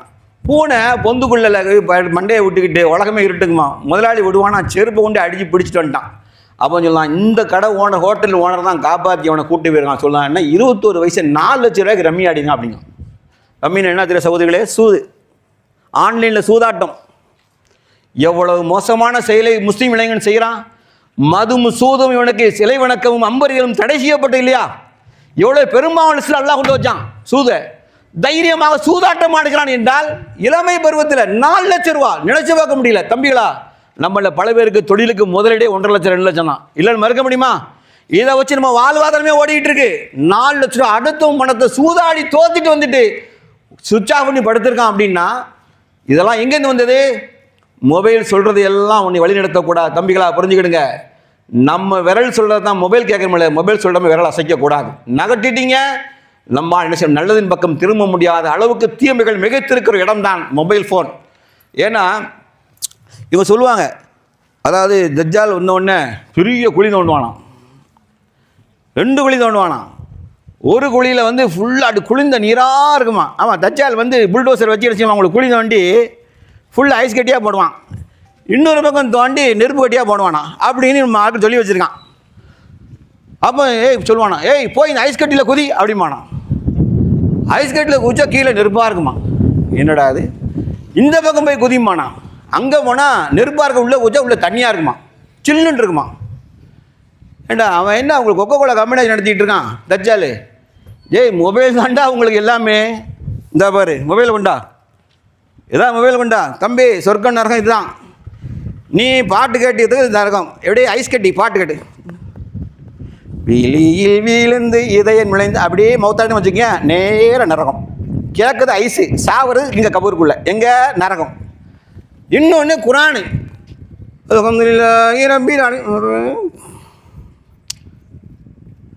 அல்ஹம்துலில்லாஹி ரப்பில் ஆலமீன் சொல்லுறது கேட்க எரிச்சலாக தான் இருக்கும். ராத்திரி எந்திரிச்சு உழு செஞ்சுட்டு களிமாலாம் சொல்லிட்டு அதில் துவாக்கெல்லாம் ஓய்த்துப்பட்டு கஷ்டமாக தான் இருக்கும். அதே நைட்டு என்ன செய்யணும், அவன் டிவியில் சொல்லிவிடுப்பான், இன்றைக்கி ராத்திரி தூக்கம் வரவில்லையா, முகங்கைகாலை கழுவி அருமையான மெலோடி சாங் கேளுங்க, அதை கேட்டு அப்படியே உங்களுக்கு 10 நிமிஷத்தில் தூக்கம் வந்துடும். அப்படியே செத்தேன்னு நரகத்துக்கு போயிருப்பேன். அப்படி தானே? சொர்க்கம் உண்டா? இல்லை கடைசி பாட்டு இப்போ இந்த பாட்டுப்பா, சுசிலா பாடல் கேட்டு போத்தவரை. அப்போ என்ன என்ன என்ன என்ன கிடைக்கும்னு நினைக்கிறீங்க? இறுதி முடிவு என்ன நினைக்கிறீங்க?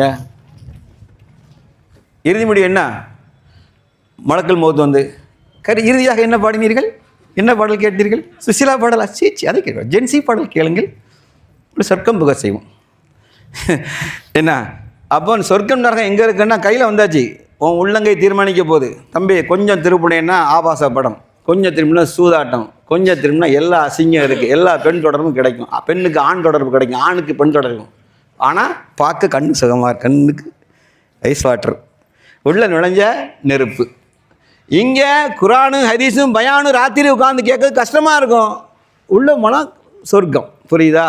நீங்கள் தஜ்ஜால் வந்து குழி தோண்டி பெரிய தஜ்ஜால் அப்போ எவ்வளோ பேர் குழிப்பாக தோண்டணும்? கடைசி மனுஷன் ஒரு 300 கோடி பேர் இருக்கான் வச்சுக்கோ. தஜ்ஜால் அவ்வளோ பேரையும் இப்படி தோண்டி உள்ளே போக சொன்னான்னா எவ்வளோ பெரிய குழி தோண்டணும்னு நினைக்கிறீங்க? லாஜிக்கே எல்லாம் பேசக்கூடாது. அதனால் எல்லாமே உள்ளங்கையிலே இருக்குது. தஜ்ஜாலுடைய காலம் தான் இதானா. இது தஜ்ஜாலுடைய குழப்பங்கள் நிறைந்த காலம். ஆக ரொம்ப இளைஞர்கள் கவனமாக இருங்கள். கொஞ்சம் மிஸ் ஆனால் கரணம் தப்பினால் மரணம் என்பதை போன்று கொஞ்சம் மிஸ் ஆனால் ஈமான் காணாமல் போயிடும். நல்லா தெரிஞ்சுக்கணும். ஒரு ஹதீஸ், தெளிவான ஹதீஸ், எந்த ஒரு பாவத்தை செய்யும் போதும் அல்லாஹ் ரப்புல் ஆலமீன் தலைக்கு மேலாக தன் ஈமானை உயர்த்தாமல் இருப்பதே இல்லை. அந்த நேரம் நாம் ஈமான் மேலே தூக்கப்பட்டு உயர்த்தப்பட்டுரும். தப்பு செய்யும் போது மீண்டும் அவன் தவறு செய்த பிறகு, அதனால தான் அல்லாஹ் குர்ஆனில் சொல்லும்போது பாவ மன்னிப்பு தேடுவர்கள் அவர்கள் ஈமான் கொண்டு, ஃபஸ்ட்டு சொல்கிற வார்த்தை என்ன தெரியுமா? ஈமான் கொண்டு பாவ மன்னிப்பு தேடி நல்லறங்கள் புரியட்டும் என்று சொல்லுவான். ஏன்னா பாவம் செஞ்ச போது டக்குன்னு ஈமான் உயர்த்தப்பட்டுரும். ஈமான் நம்மகிட்ட காலி, ஈமான் காலி, புரியுதா? அதனால ஈமான் ஒட்டிக்கிட்டே எல்லாம் இருக்காது.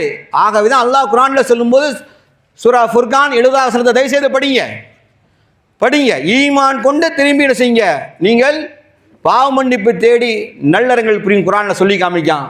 மக்களே புரிந்து கொள்ளுங்கள், இது ஆபத்தான போக்கு. ஆன்லைனை விட்டு தயவுசெய்து வெளியே வந்துருங்க.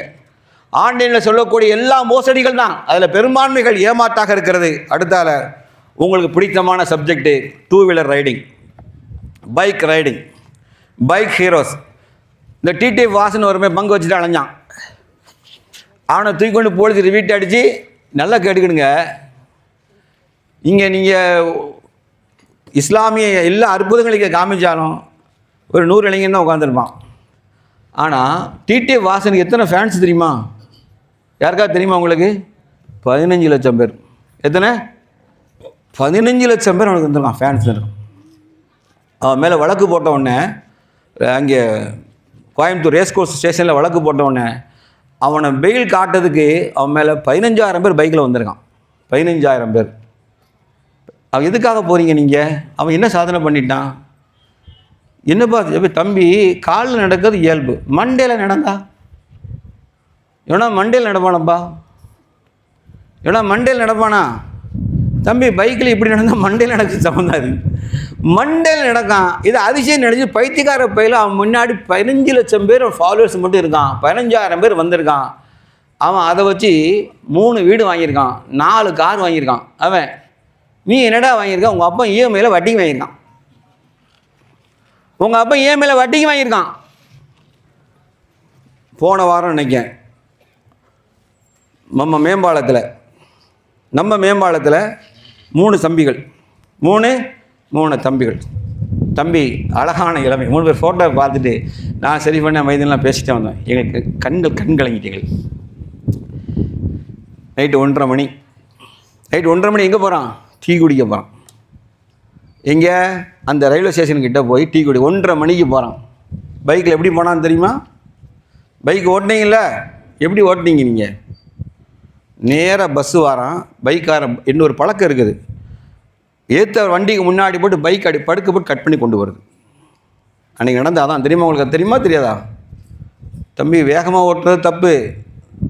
பைக்கை பஸ்ஸு முன்னாடி போய் படுக்க வச்சு கட் பண்ணி தூக்கியிருக்கான். வண்டி எந்திக்கலை, தூக்கிட்டான். 3 பிள்ளைகளை மண்டை செதறி மூளை ரோட்டில். நான் தான் சொல்லேன், நீ பெயர்வ எம்மா உன் தாயும் தந்தையும் துடிக்கிற தவிப்பு இருக்க பாரு. ஆண்டவன் அது பொறுக்காதடா. டேய் தம்பிகளா, அது பொறுக்காது, கொடுமைடா, அது செய்யாதீங்கடா. டேய் தயவுசெய்து செய்யாதீங்கடா. உங்கள் அம்மா அப்பாவுக்கு நல்லது செய்யணும்னு நினச்சா, டேய் நீ வேலைக்கு போகாமல் உட்காந்து உங்கள் அம்மா காலமில் கஞ்சி போட்டு ஒன்று காப்பாற்றிடுவாடா அவன் தாய். ஆனால் அந்த தாயை பரிதவிக்கிற மாதிரி, தந்தையை பரிதவிக்கிற மாதிரி காரியத்தை உயிரை நடு ரோட்டை செதறி கிடக்கு. எப்போ அந்த தாய் எப்படி அழுதா அப்படின்னா, அந்த உடம்புல ஒவ்வொரு பார்ட்ஸாக தூக்கி வச்சு அழுதா. எம்மா என் புள்ள மூளை, எம்மா என் புள்ள தலை, என் புள்ள சட்டன் கதறா துடிக்கிறா கிடந்து. மக்களே, ஏன்டா உங்களுக்கு இரக்கம் இல்லையாடா? உங்களுக்கு இளைஞர்களே உங்களுக்கு இரக்கம் இல்லையா? உங்களுக்கு எப்படா அந்த துணிவு வருது? ஒரு தவறை பார்த்தவரை எப்படா அந்த துணிவு வருது? கரண்ட் கம்பியில் ஒருத்தர் கை வச்சா அடித்தா சாகுறான்னு எவனும் போக மாட்டேங்க. அதுக்கிட்ட போனால் கரண்ட்டை ஷாக் அடிக்கணும், எவனும் போக மாட்டேங்க. குழந்தையிலே தாய் நமக்கு பயிற்சி கொடுத்துருக்கா. தவழும் போதே போய் நெருப்பு. அந்த காலத்துலாம் இந்த கேஸ் ஸ்டவ்லாம் கிடையாது. அன்றைக்கெல்லாம் விறகு அடுப்பு, உமி அடுப்பு தான். நாங்கள்லாம் சின்ன பிள்ளை தவழ்ந்து போய் இந்த விரல் அடுப்பில் கை வைக்க போயிடுவோம். அம்மா ஒரு அடி அடிச்சு கை சுடும்டான்னு சொல்லி கொடுப்பா. அதுக்கப்புறம் அது கிட்ட குழந்தை போகவே போகாது. மலத்தில் போய் குழந்தை கை வைக்க போகும், அம்மா அடித்து சொல்லி கொடுப்பா. நாட்டம் கை வைக்கான்னு சொல்லி கொடுப்பா. அப்படி தாண்டா சொல்லிக் கொடுக்கும். தம்பிகளா பைக்கு ஓட்டாங்கடா. அப்படி பைக் என்பதோட வாகனம் என்பது அருள் கொடையிடாது. உன்னை சுமப்பதற்காக, உன் காரியங்களை லேசாக முடிப்பதற்காக. அது உன் காரியத்தை விரைந்து செய்து முடிப்பதற்காக, லகுவாக்கி தருவதற்காக. இதுதான்டா வாகனத்துடைய வேலை. அதை விட்டுட்டு விரைந்து போற, எங்கே போகிற? எங்கே போகிற? நீ எங்கே போகிற தெரியுமா? மரணத்தை நோக்கி பயணிக்கிற. மரணத்தை நோக்கி பயணிக்கிறாய். உன் தாயின் தந்தை எந்த அளவுக்கு பயப்படான்னா, நம்ம பிள்ளை திரும்பி வரமாட்டான்னு வாசலிருந்து காத்து கொண்டிருக்கிற தாயாக இருக்கிற நிலைக்கு மாற்றிட்டீங்க. பைக்கை ஃபஸ்ட்டு கியர் போட்டு உம்னு தூக்கும் போதே அந்த அப்பனுக்கு மனசு கேட்க மாட்டேங்குது. இதே மாதிரி இந்த மரக்கடை சார், இவங்க கம்பெடுத்துறது பையன் தான், ஒரு பையன், ஒரே ஒரு பையன் தான் அந்த அவங்களுக்கு. கரெக்டாக சென்ட்ரல் தேட்டர் முன்னாடி அந்த அம்மா புல்லட்டு கொடுக்கக்கூடாது வீட்டுக்காரர் சொல்லியிருக்கிறாரு. அந்த அம்மாட்ட சண்டை போட்டு வாங்கிட்டு போயிட்டான். அவன் அம்மாவுக்கு ஃபோன் பண்ணி சொல்லியிருக்கு, உங்கள் பையன் புல்லட்டை தூக்கிட்டு போகிறான்னு. அவள் அத்தாட்ட என்ன சொல்லியிருக்கான்னு தெரியுமா அந்த வார்த்தை? இதான் இந்த கடைசி, நீ எடுக்க மாட்டேன்றான். வார்த்தையை கவனிச்சுக்கிடுங்க. இதுதான் கடைசி, இனி வண்டி இனி எடுக்க மாட்டேன். இதுதான் கடைசிங்கிற வார்த்தையை சொல்லிட்டான். அதான் கடைசி. சென்ட்ரல் தேட்டர் முன்னே அடித்து தூக்கிட்டான். ஆள் காலி. சின்ன வயசு பையன், திருமணம் ஆகலை. எப்படி பெட்ரோல் தவிப்பான்னு பாருங்கள் தம்பிகளா. இளம் வயது பயமறியாது, இளம் கண்டு பயமறியாது தான். ஆனால் பயப்படுன்னு நான் சொல்லலை. ஆனால் வரம்பு மீறாது. வாகனத்தால் வரம்பு மீறி நீ ஒரு பக்கம் போயிருவ. எதிர்த்து வர்ற எத்தனை பேர் நீங்கள் அடித்து காலி பண்ணுறீங்க? நீங்கள் அவனை அடித்து ஊனமாக்கி தூக்கி போட்டு போயிட்டே இருக்கிறீங்க. ராத்திரி நேரத்தை எவனா அடிச்சேன்னா அனாதையாக தூக்கி போட்டு செத்தல்லாமல் வண்டியில் கிராஸ் பண்ணி வந்துடுறான். அது காராக இருக்கட்டும், டூ வீலராக இருக்கட்டும். ராத்திரி நேரத்தை கிராஸ் பண்ணுவோம், அடி போட்டுறான். எத்தனை பேர் எவன் கண்டுக்கிடாமல் போகணும்? எவன் பார்ப்பான்? எல்லாம் அப்படி ஓட்டிடுவோம் தம்பிகளா. காலமெல்லாம் ஊனமாக இருப்பான், குடும்பத்தின் தலைவனாக இருப்பான், 3 பொட்டை பிள்ளைய வச்சிருப்பான், 2 பையனை வச்சிருப்பான். அவன் தான் குடும்பத்தை காப்பாதான். நீ பைக்கில் அடித்து தூக்கி கைகால உடைச்சி போட்டு போயிடுற. யார் அந்த குடும்பத்தை பாதுகாக்குது? அந்த ஆண்மகன் ஆண்மை இழந்திருப்பான, இளம் வயது பெண்ணாக இருப்பாள. தன் இளமை ஆசை எவன்டெல்லாம் போய் தீர்ப்பா? விபச்சாரம் பண்ண சொல்றீங்களா? அவளை விபச்சாரம் பண்ண சொல்றீங்களா? நீங்கள் என்னடா சொல்ல வரீங்க? நீங்கள் முட்டா பையங்களா? வாகனம் ஓட்டுறல அறிவில்லை. வாகனத்தை தாய் தந்தனுக்கு அறிவணும். சின்ன வயசு பையங்களுக்கு 3 லட்சம் 4 லட்சத்துக்கு பைக் வாங்கி கொடுக்குறீங்க. சாப்பாட்டுக்கே வழியில் இஎம்ஐக்கில் வட்டிக்கு கடன் வாங்கி வாகனத்தில் பைக் வாங்கி கொடுக்குறீங்க. பெற்றோர்கள் சிந்திக்க வேண்டாம் அதெல்லாம்? அல்லாஹ் இத்தக்குள்ள, அல்லாஹ்வை பயந்து கொள்ளுங்கள். அல்லாஹ் பயந்துக்கிடுங்க. பெற்றோர்கள் மகன் கேட்பான், மகனுக்கு அப்பன் எப்படி ப்ராமிஸ் பண்ணுறான் அப்படின்னா, எத்தா நீ மட்டும் +2 நல்ல மார்க் வாங்கிடு, அத்தான் அவனுக்கு 3 லட்சத்துக்கு பைக் வாங்கிட்டான். அவன் பைக் பேர் சொல்லி கேட்கான். இப்போ ஏபிசியில் எல்லாமே இருக்கும். ஏபிசி, எஃபிசி, இசட்டி, என்ன இளவு பேரெலாம் வச்சுருக்கான். இவன் அத்தாட்ட சொல்லி கேட்கான். டைம் முடியுதா? அத்தாட்ட சொல்லி கேட்கான், எத்தா எனக்கு நான் இந்த பைக் தான் வாங்கிட்டேன். அவன் அத்தா மகனுக்கு அட்வைஸ், இல்லை நீ மட்டும் 10th +2 இந்த மார்க் வாங்கிட்டு வச்சிங்க, அத்தா உனக்கு இந்த பைக் வாங்கி தரேன். அவன் என்ன அறிவில் எனக்கு கேட்கணும், எத்தா நீ சொத்துக்கே சிங்கடிய, அப்புறம் எப்படி இந்த பைக் வாங்கி எவனா நீ கேட்டிருக்கியா? என்னன்னா எனக்கு பைக் வேணும், நீ பிச்சை வேணாலும் எடு, நீ பிச்சை வேணாலும் எடு, எனக்கு இந்த பைக்கு வாங்கி கொடு. இதில் மம்மி உள்ளே இருந்து பிள்ளை என்னத்தை கேட்டான்? பைக்கு தானே கேட்டான், வாங்கி கொடுத்தான். என்ன உங்கள் அப்போ நான் கஞ்சப்பையா ஒன்றும் வாங்கி கொடுக்கல, என் பிள்ளை இப்படி வளர்க்கணுமா, என் பிள்ளை இப்படி வளர்க்கமாங்கிறது ஒன்று இவளுக்கு ரோசை வந்துடும். என்ன பைக் தானே தரணும், நல்லா மார்க் எடுக்கல. அவன் முக்கி தக்கி மார்க் எடுத்துருவான். எடுத்த உடனே எந்த காலேஜ் சேர்ந்து கேட்க மாட்டான், எப்போ பைக் வாங்கி தரான் தான் முதல்ல கேட்பான். அப்போ இவன் என்ன செய்வானா, நேராக மலக்குள் மௌத்தை வாங்கி கையில் கொடுத்துருவான். என்ன வாங்கி கொடுக்க? நீ மலக்குள் மௌத்து தான் வாங்கி கொடுக்க. மலக்குள் மௌத்து சொல்ல கொஞ்சம் லேட்டாக தூக்குப்பா. அவங்க நினச்சாலும் ஃபாஸ்ட்டாக தூக்கிடுவாங்க. பார்த்துக்கிடுங்க. தவமார் ப்ராமிஸ்லாம் என்னதுன்னா, மௌனுகளுக்கு விலை குவிந்த பயக்கு, விலையேர்ந்த எப்படி ஹை ஸ்பீடு இருக்கல வேகமாக மௌத்தா போகணும், சட்டுலாம் செத்துடக்கூடாது. கொஞ்சம் அடிச்சு தூக்கிட்டு போயிடும். அந்த அளவுக்கு பாடியே கிடைக்காத அளவுக்கு வேகமில்ல வண்டியை வாங்கி கொடு. வெக்கமா இல்லையா? ஏன்பா அப்படி பண்ணுறீங்க? 500 சிசின்னா அது என்ன தெரியுமா? இவன் நான் ஆர்மியில் வந்திருக்கவன். எங்கள் பீரங்கி வண்டியோட சிலிண்டர் கெப்பாசிட்டி 860 சிசி தான். 1200 சிசி. 1200 சிசி தான் பீரங்கி வண்டி டேங்க். இந்தியன் பீரங்கி வண்டியோட டேங்க் கெப்பாசிட்டியே இன்ஜினுக்கு எதாவது 1200 சிசி தான். 500 சிசிக்கு பைக்கை வாங்கி ஓட்டிகிட்டு அலையிறீங்க. இதெல்லாம் ஆபத்தான செயல். தயவு செய்து புரிஞ்சுக்கிடுங்க இளைஞர்களே, இதெல்லாம் தப்புன்னு விளங்குங்க. முதல்ல வாகனம் ஓட்டுங்க, வேண்டான்னு சொல்லலை. பெற்றோர்களுக்கு சுமை இல்லாமல் வாகனம் வாங்குங்க. இருக்கையிலே விலை குறைஞ்ச நல்ல பைக்காக ஓட்டுங்க. வேகமாக அதிவேகமாக போகாதீர்கள். தேவைக்கு வண்டி ஓட்டுங்க. நண்பர்கள் போன 2 பேர் 3 பேர் 4 பேர் தொத்திக்கிட்டு போகாத, தயவுசெய்து போகாதீங்க. 2 பேர் போங்க. அதே மாதிரி எங்கள் மைதீன் மாவட்ட செயலாளருக்கு ஒரு தப்பு. எப்போ மாறு மொபைலை காதில் வச்சுக்கிட்டே வண்டி ஓட்டுறது. முதல்ல இவனை பிடிச்சி உள்ளே அடைங்க போலீஸ். இந்த எங்கள் மாவட்டத்தில் மைதீனை பிடிச்சி உள்ளே அடைங்க. அப்போ தான் முண்டாட்டி சந்தோஷப்படுவா. எப்போ பாரு போயிட வண்டி தான். ஏன்னா அறிவில்லை அவங்களுக்கு. அதே கத்துது. எப்பா தயவுசெய்து அப்படி செய்யாது. இந்த உலகத்தில் நீ ஒன்றும் ஒரு நிமிஷத்தில் சாதிக்க போகிறீங்களா? வேகமாக ஒரு மருத்துவர், உயிர் காக்கிற மருத்துவம் கூட, சார் உயிர் அவசரமாக போராடுதுன்னா 100 மைல் ஸ்பீடில் வந்து எந்த வண்டியை ஓட்டி காப்பாற்ற மாட்டான். பார்த்துருக்கீங்களா? டாக்டர் நிதானமாக தான் வரும். அவனுக்கு தெரியும் உயிரோட வேல்யூ. அவன் போட்ட ஊசியில் எந்த உயிரும் நிற்காது. எந்த உயிரும் போடுற ஊசியில் எந்த உயிரும் நிற்காது. யார்கிட்ட வேணா கேட்டுக்கிடுங்க. அது அங்கே இருக்கிற நோய்க்கு நிவாரணமான இருக்க முடியாது. உயிரை தடுக்கிற வேலையை ஒரு டாக்டரால் செய்ய முடியாது. அவனுக்கு தெரியும். அது வேகமாக வரமாட்டான். ஆனால் நீ என்ன செய்றீங்க? இந்த காதுகளை வச்சுக்கிட்டே போய் உடனே சடனாக முடிக்கிறவன். தயவுசெய்து செய்யாதீங்க. உங்களுக்கு ஆபத்து. எதிர வர்ற வண்டிக்கார சடனாக பிரேக்கை அடிச்சுட்டான் ஓங்கி நமக்கு நிதானம் இழந்துருவோம். நிதானம் இழந்துருவோம். நம்மளை நம்பி ஜீவன்கள் இருக்குது. நமக்கு நிறைய பொறுப்புகளும் சுமந்திருக்கோம். இந்த வேலையை தயவு செய்து காதுகளை வச்சுக்கிட்டு ஓட்டாதீங்க. எந்த சூழ்நிலையும் ஓட்டாதீங்க. சப்போஸ் ஃபோன் வந்தால் கூட ஜஸ்ட் கொஞ்சம் தூரம் போய் ஓரமாக நின்று காதில் வச்சு ஃபோனில் பேசிட்டு போங்க. அல்லது 5 நிமிஷம் கழித்து கூப்பிடுங்க. நான் வீட்டுக்கு போய் கூப்பிடணும் தயவு செய்து சொல்லி பழகுங்க. நீங்கள் பிஸ்னஸ் பீப்புளாக கூட இருக்கலாம். நல்லா கேட்டுக்கிடுங்க. அறிவுள்ளவனாக நடங்க. அவ்வளோதான் ஒரே வார்த்தை. இதுக்கு நீங்கள் அறிவுள்ளவனாக திகழுங்கள். அறிவு கட்டு போனால் காதுக்குள்ளே வச்சுக்கிடுங்க. அவ்வளோதான் நான் சொல்லுவேன். எனக்கு யார் முகம்னா எனக்கு அவசியம் இல்லை. உங்கள் மேலே அன்பு வச்சதுக்காக இதை நான் சொல்கிறேன். செய்யாதீங்க. அடுத்தால ராக்கூத்து அடிக்க நைட்டு அரட்டை. இளைஞர்கள் பெரும்பாலும் ஏர்லி பெட்டுக்கு போக மாட்டான். நம்மளும் அப்படி தான் இருந்தோம். உண்மையிலே நம்ம இவங்களை தாண்டியெல்லாம் சிந்திக்க முடியாது. ஆனால் ராத்திரி அரட்டை எடுக்கல. நைட்டு என்ன வாயெல்லாம் நாற்றம் அடிக்கும். ஏன்னா நம்ம காலைல 6 மணிக்கு 8 மணிக்கு பல் தேய்க்கிறோம். அதுக்கப்புறம் மத்தியானம் காலைல இட்லி தின்னா, மத்தியானம் தின்னா, சாயங்காலம் வடை டீ, ராத்தி ரொட்டி சால்னா அவ்வளோ திண்டு வாய் இப்படிலாம் நாற்றம். விடிய உட்காந்து பேசிட்டே இருப்பான். மச்சான் மச்சான் மச்சான் மாப்பிள்ளை அவன் அப்படி இவன் இப்படி இவன் இப்படி அப்படி இப்படி அப்படி கடைசி என்னடா பேசி முடிச்சிங்க? என்னடா பேசுனீங்க 3 மணி நேரம்? என்னடா பேசுனீங்க நீங்கள்? அவங்களே கேள. இல்லை 3 மணி நேரம் பேசுனீங்க. என்னடா பேசுனீங்க? 3 செகண்டில் சொல்லுவான். வேறு ஒன்றும் இல்லை, நேற்று ஒரு பிரச்சனை அதான் பேசிகிட்டு இருந்தோம். அதை 3 மணி நேரம் பேசுனீங்க. சிம்பிளாலாம் சொல்லுவான். யார்ட்டம் கட்டுவார். ராக்கூத்து அடிக்கிறது நிறுத்துங்க. முதல்ல அம்மா அப்பா உள்ளத்தில் பால் வாத்துருங்க. பிள்ளையா 10 மணிக்கு உள்ளே வந்துடுவான்னு நினைக்கணும்.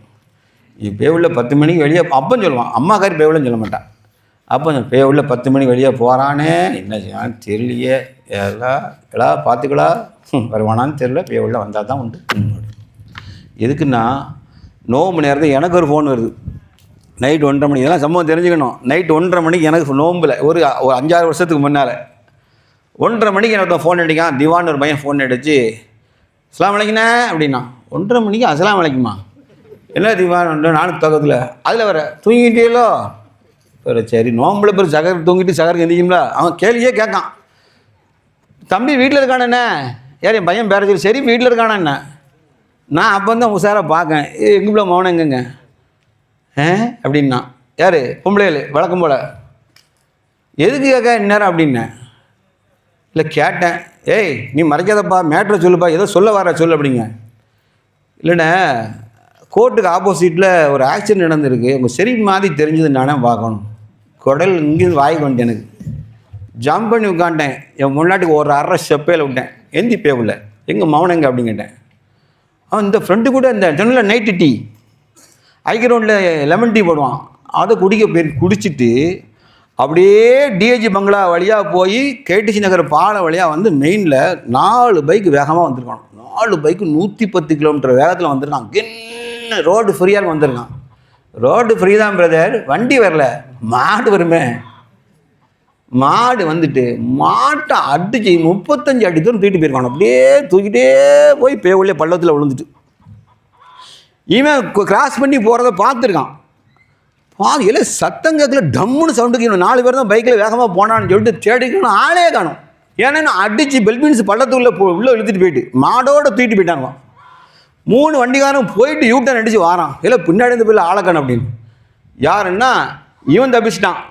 இவன் கூட உள்ள 2 பேர் மாடை அடித்து வாயெல்லாம் பேந்து மாடு காளி இவனை பிழைச்சிக்கிட்டான். மாடு காளியும் பிழைச்சிட்டான். நோம்பில் அவங்க அம்மாவுக்கு தெரிஞ்சிடக்கூடாதுன்னு சொல்லி 2 நாளாக வீட்டுக்கு போகல. கேட்டால் வேற ஒரு வேலையாக போயிருக்கான்னு சொல்லி திருவனந்தபுரம் போயிருக்கான்னு போய் சொல்லி பெத்த தாய்கிட்ட நோம்பு நேரத்தில் போய் சொல்லிவிட்டு ட்ரீட்மெண்ட் பண்ணிவிட்டு வந்தானுங்க. இது தெரிஞ்சுக்கிடுங்க தம்பிகளா. ராக்கூத்து இருக்குல்ல, அது வந்து மனசனை வந்து சும்மா நல்லதை சிந்திக்க விடாது. போனால் தான் உண்டு, வந்தால் தான் உண்டுங்கிற நிலை தான். அல்லாஹ் பாதுகாக்கணும். எதுக்கு சொல்கிறேன்னு தெரியுதா? உன் தாய் தகப்பன் வயிற்றில் நல்ல பிள்ளையாக இருந்தால், திருப்பி சொல்கிறேன், உன் தாய் தகப்பனுக்கு நன்றி செலுத்தக்கூடிய பிள்ளைகளாக இருந்தால், உன் தாயின் வழியும் தந்தையின் வழியும் உணர்ந்த பிள்ளைகளாக இருந்தால், இன்னும் சொல்லப்போனால் சமுதாய அக்கறை உள்ள பிள்ளைகளாக இருந்தால், ராத்திரி தேவலாம் சுற்றுற வேலையை விடுங்க. அதனால் போலீஸுக்கு கொஞ்சம் வேலை குறையும். போலீஸுக்கு வேலை குறையும். அவங்களுக்கு ஒர்க் லோட் நீங்கள் நினைக்கிறமே கிடையாது. அவங்க நம்மள மாதிரி மனிதர்கள் தான். 10 மணிக்கு மேலே களவாணி போயில திருட்டு போயில காண்டி தானே போலீஸ் நிற்கிது. ராத்திரி போலீஸுக்கு என்ன வேலை? எல்லா மணியும் நல்லவனாக இருந்தால் அவங்களும் நினைச்சு 10 மணிக்கு வீட்டு மனைவி மக்களோடு உட்காந்துருப்பாங்க. அந்த ஒரியை கொடுக்குறது யார் தெரியுமா? இந்த வல்பொறுக்கிகள் தான். இந்த ராக்கூத்து பண்ணுற வல்பொறுக்கிகளால தான் இந்த சமுதாயம் என்ன செய்யுது? நிலை குலைந்து போகுது. காவல்துறை விடிய விடிய காவல் காக்க வேண்டியிருக்கு. அப்படி தானே? சமூக விரோதிகள்னால தான் அவங்களுக்கு ராத்திரி டியூட்டி. நல்லா யோசிச்சு பாருங்கள். அடுத்தால முக்கியமான விஷயம் கேட்டு திருப்பி சொல்கிறேன், வாகனத்தில் வேகமாக ஓட்டாதீர்கள், அது மிகப்பெரிய ஆபத்து. அடுத்தால ஃபேஸ்புக்கு இன்ஸ்டாகிராம், தம்பிகளா ஃபேஸ்புக் இன்ஸ்டாகிராம்லாம் எதுக்கு? நமக்கு அதில் என்ன ரோல் இருக்குது? அது ஒரு அறிவு களஞ்சியமாக இருக்குது. நீங்கள் உங்கள் தகவல்களை திரட்டுறதுக்கு கூகுளாக இருக்கட்டும், ஃபேஸ்புக்காக இருக்கட்டும், இன்ஸ்டாகிராமாக இருக்கட்டும், எவனாச்சும் நல்ல செய்திகளை சேர்ந்தெடுத்து நம்ம பார்க்குறோமா? இல்லை. ஆனால் அடுத்தவனை பற்றிய குற்றங்களை, ஆபாசங்களை வேகமாக லைக் பண்ணுவோம், ஷேர் பண்ணுவோம், ஃபார்வர்ட் பண்ணுறோம். இதெல்லாம் நீ இந்த உலகத்தில் தப்பிச்சிடலாம். இந்த உலகத்தில் ஆதாரமற்ற செய்திகளை நீங்கள் கண்ணை பற்றி நீங்கள் ஃபார்வர்ட் பண்ணலாம், எதுவுமே யாரும் கேட்க மாட்டான். ஆனால் மறுமை நாள் அல்லாஹ் சொல்லிட்டான், நீங்கள் வீணான காரியங்களை அடுத்தவனை பற்றி தவறாக அவதூறை பரப்பினால் நீ பண்ண ஷேர், நீ பண்ண ஃபார்வர்ட், நீ பண்ண லைக் எல்லாம் அல்லாஹ் ரெக்கார்ட் ஆயிரு. எல்லாம் தெரிஞ்சு வச்சுக்கோ. எவனும் தப்ப முடியாது. எவனும் தப்பும் அடுத்தவன் குறைகளை தேட வேண்டிய வேலை நமக்கு இல்லை. இங்கே 1000 அயக்கத்தனம் இருக்குது. என் உள்ளே தோண்டினால் என்னால் இந்த முகத்தை இந்த பூமியில் காட்ட முடியாது. அவ்வளவு பாவங்கள் நிறைந்த உலகம் தான் இது என் வாழ்க்கை. இப்படி தான் ஒவ்வொரு தனி மனிதனுக்கும் இருக்கு. இப்படி இருக்கும் ஃபேஸ்புக்கில் அடுத்தவனை பற்றி எழுதுவது, ஆபாசங்களை பரப்புவது, இதெல்லாம் வந்து நல்ல மனிதனுக்கு அழகல்ல, நல்ல முஸ்லீம்க்கு அழகல்ல. குறிப்பாக இளைஞர்கள் கையில் இருக்கிற மொபைல் ஃபோன், அதை ஆக்கப்பூர்வமான ஆயுதமாக மாற்றுங்கள். அடுத்தால இப்போ ஒரு கிறுக்கு பிடிச்சிருக்கு. ஒரு கிழட்டு பையா, வயசு ஒரு 52 62 வயசு இருக்கும், நம்மால் தான். இப்படி பாட்டு பாடுற மாதிரி போடுதான். அது என்ன, இவன் ஏதோ பாட்டு வாயவே ஆட்டு தான். அது அந்த பாட்டு ஒரிஜினல் பாட்டு பின்னாடி டோன் ஓடி வருது. அதை டிக்டாக்ல முதல்ல இருந்துச்சு இல்லை, டிக்டாக் ஒன்று நிறுத்திட்டான்னு நினைக்கிறேன். இங்கே கிடையாதுல்ல, இப்போ ஆப் கிடையாதுல்ல. அதுக்கு மேலே வேற ஒரு ஆப் ஏதோ இருக்குது போல். அதில் வந்து எவனோ ஒருத்தன் பாடுற மாதிரி இவங்களே கிழட்டு போயா பாடுதான். அது பின்னாடி அந்த டோனை கொடுத்துட்டே இருக்குது. இந்த பிள்ளைகளும் அதே மாதிரி செய்யுது. முஸ்லீம் பிள்ளைகளும் பாட்டு பாடுது. இரண்டாவது நான் திருப்பி சொல்லேன், பெண் பிள்ளைகள் பயான் பண்ணாலும் சரிதான், நல்லா தெரிஞ்சுக்கிடுங்க. என்னை நீங்கள் விமர்சனம் பண்ணால் நான் கவலைப்பட மாட்டேன். பெண் பிள்ளைகள் வந்து பயான் பண்ணாலும் சரிதான், க்ளோஸ்அப்பில் வச்சு பயான் பண்ணாதீங்க. வீடியோ க்ளோஸ்அப்பில் போடாதீங்க, தயவுசெய்து போடாதீங்க. நீங்கள் போடாதீர்கள். உங்களுக்கு அர்த்தம் புரியுதா அப்புறம் தெரியல எனக்கு. பெண் பிள்ளைகள் நீங்கள் மார்க்க சொற்பொழி கிழிச்சதெல்லாம் இருக்கட்டும், நீங்கள் வீடியோ போடுறதா இருந்தால் நீங்கள் க்ளோஸ்அப்பில் வச்சு போடாதீங்க. என் பக்கத்தில் ஒருத்தன் உட்காந்துக்கிட்டு ஒரு முஸ்லீமில் பயான் பண்ணதை எடுத்துக்கிட்டு, மாமி எவ்வளோ அழகாக இருக்கா பாருங்க, மாமி எவ்வளோ அழகாக இருக்கா பாரு. நான் சண்டையாக போட முடியும்? நான் சண்டை போட முடியும் நினைக்கிங்களா? ஜூம் பண்ணிட்டு சொன்னான், என்ன சூப்பராக இருக்கா, உங்களுக்கு என்ன வேலை? நீங்கள் பயான் பண்ண ஹாலுக்குள்ளே பண்ணுங்க, பெண்களுக்கு பெண்களே பண்ணுங்க. ஏன் வீடியோ போட்டு ஏன் வெளியே கொண்டு வரீங்க? ஆண் புத்தி வக்கர புத்தி தான். ஆணாக தான் இருப்பான். நீ பயான் போட்டதுனால முஸ்லீம்னாலும் சரி தான். தயவுசெய்து புரிஞ்சுக்கிடுங்க. பெண் பிள்ளைகள் வீடியோ போடுறதுன்னா தயவுசெய்து தவிர்த்துக்கிடுங்க. அவ்வளோ நான் ஒரே வார்த்தை சொல்லுவேன். என்னுடைய அட்வைஸ், தயவுசெய்து நீ வீடியோ போடாதீங்க. பெண் பிள்ளைகள் குறிப்பாக நான் சொல்வது. அடுத்தால அடிக்ஷன். தம்பிகளா, மொபைல் ஃபோனாக இருக்கட்டும், வாகனமாக இருக்கட்டும், எதுவுமே நம்மளை அடிக்ஷன் பண்ணக்கூடாது. அடிக்ஷன் ஆகிடாதீங்க. அடிக்ஷன் ஆகிட்டா நல்லா கேட்டுடுங்க. நாம் யாருக்கு அடிமை என்பதை பிரகடனப்படுத்த சமுதாயம், அல்லாஹ்வுக்கு மட்டும்தான் அடிமை என்பதை பிரகடனப்படுத்திய சமுதாயம். ஆகவே எதற்கும் அடிக்ஷன் ஆகிறாதீங்க. அடிக்ஷன் ஆன விளைவுதான் இந்த சமூகத்தை புரட்டி போடுற வேலையை யார் செய்கிறான்னா மீடியாக்காரன் பண்ணுறான்.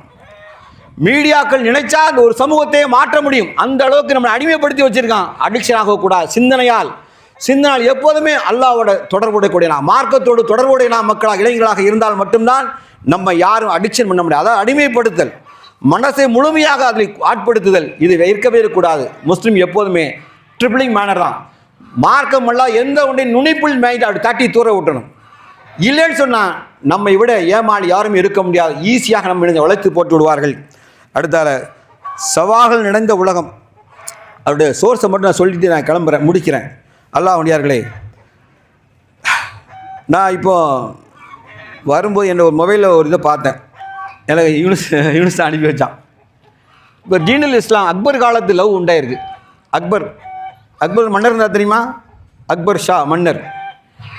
அவன் பல பொண்டாட்டியை கல்யாணம் பண்ண என்ன பண்ணிட்டான் அப்படின்னா, தீனுல்லாஹின்னு ஒரு மார்க்கத்தை உண்டு பண்ணி, சும்மா எப்படி வேணாலும் எவ்வளோ வேணாலும் கல்யாணம் முடிச்சு வாழலாம்ப்பா, சும்மா கடங்கப்பா அப்படின்னு சொல்லி பண்ணிட்டான். இஸ்லாத்தை விட வெளியேறிட்டான். யார்? அக்பர் மகாராஜா. அதையே இப்போவும் நம்ம பிள்ளைகள் லவ் பண்ணிட்டு என்ன செய்யுதுன்னா, அவன் ரீல்ஸ் போட்டிருக்கான், அதில் வரிய வாசி காமிக்க.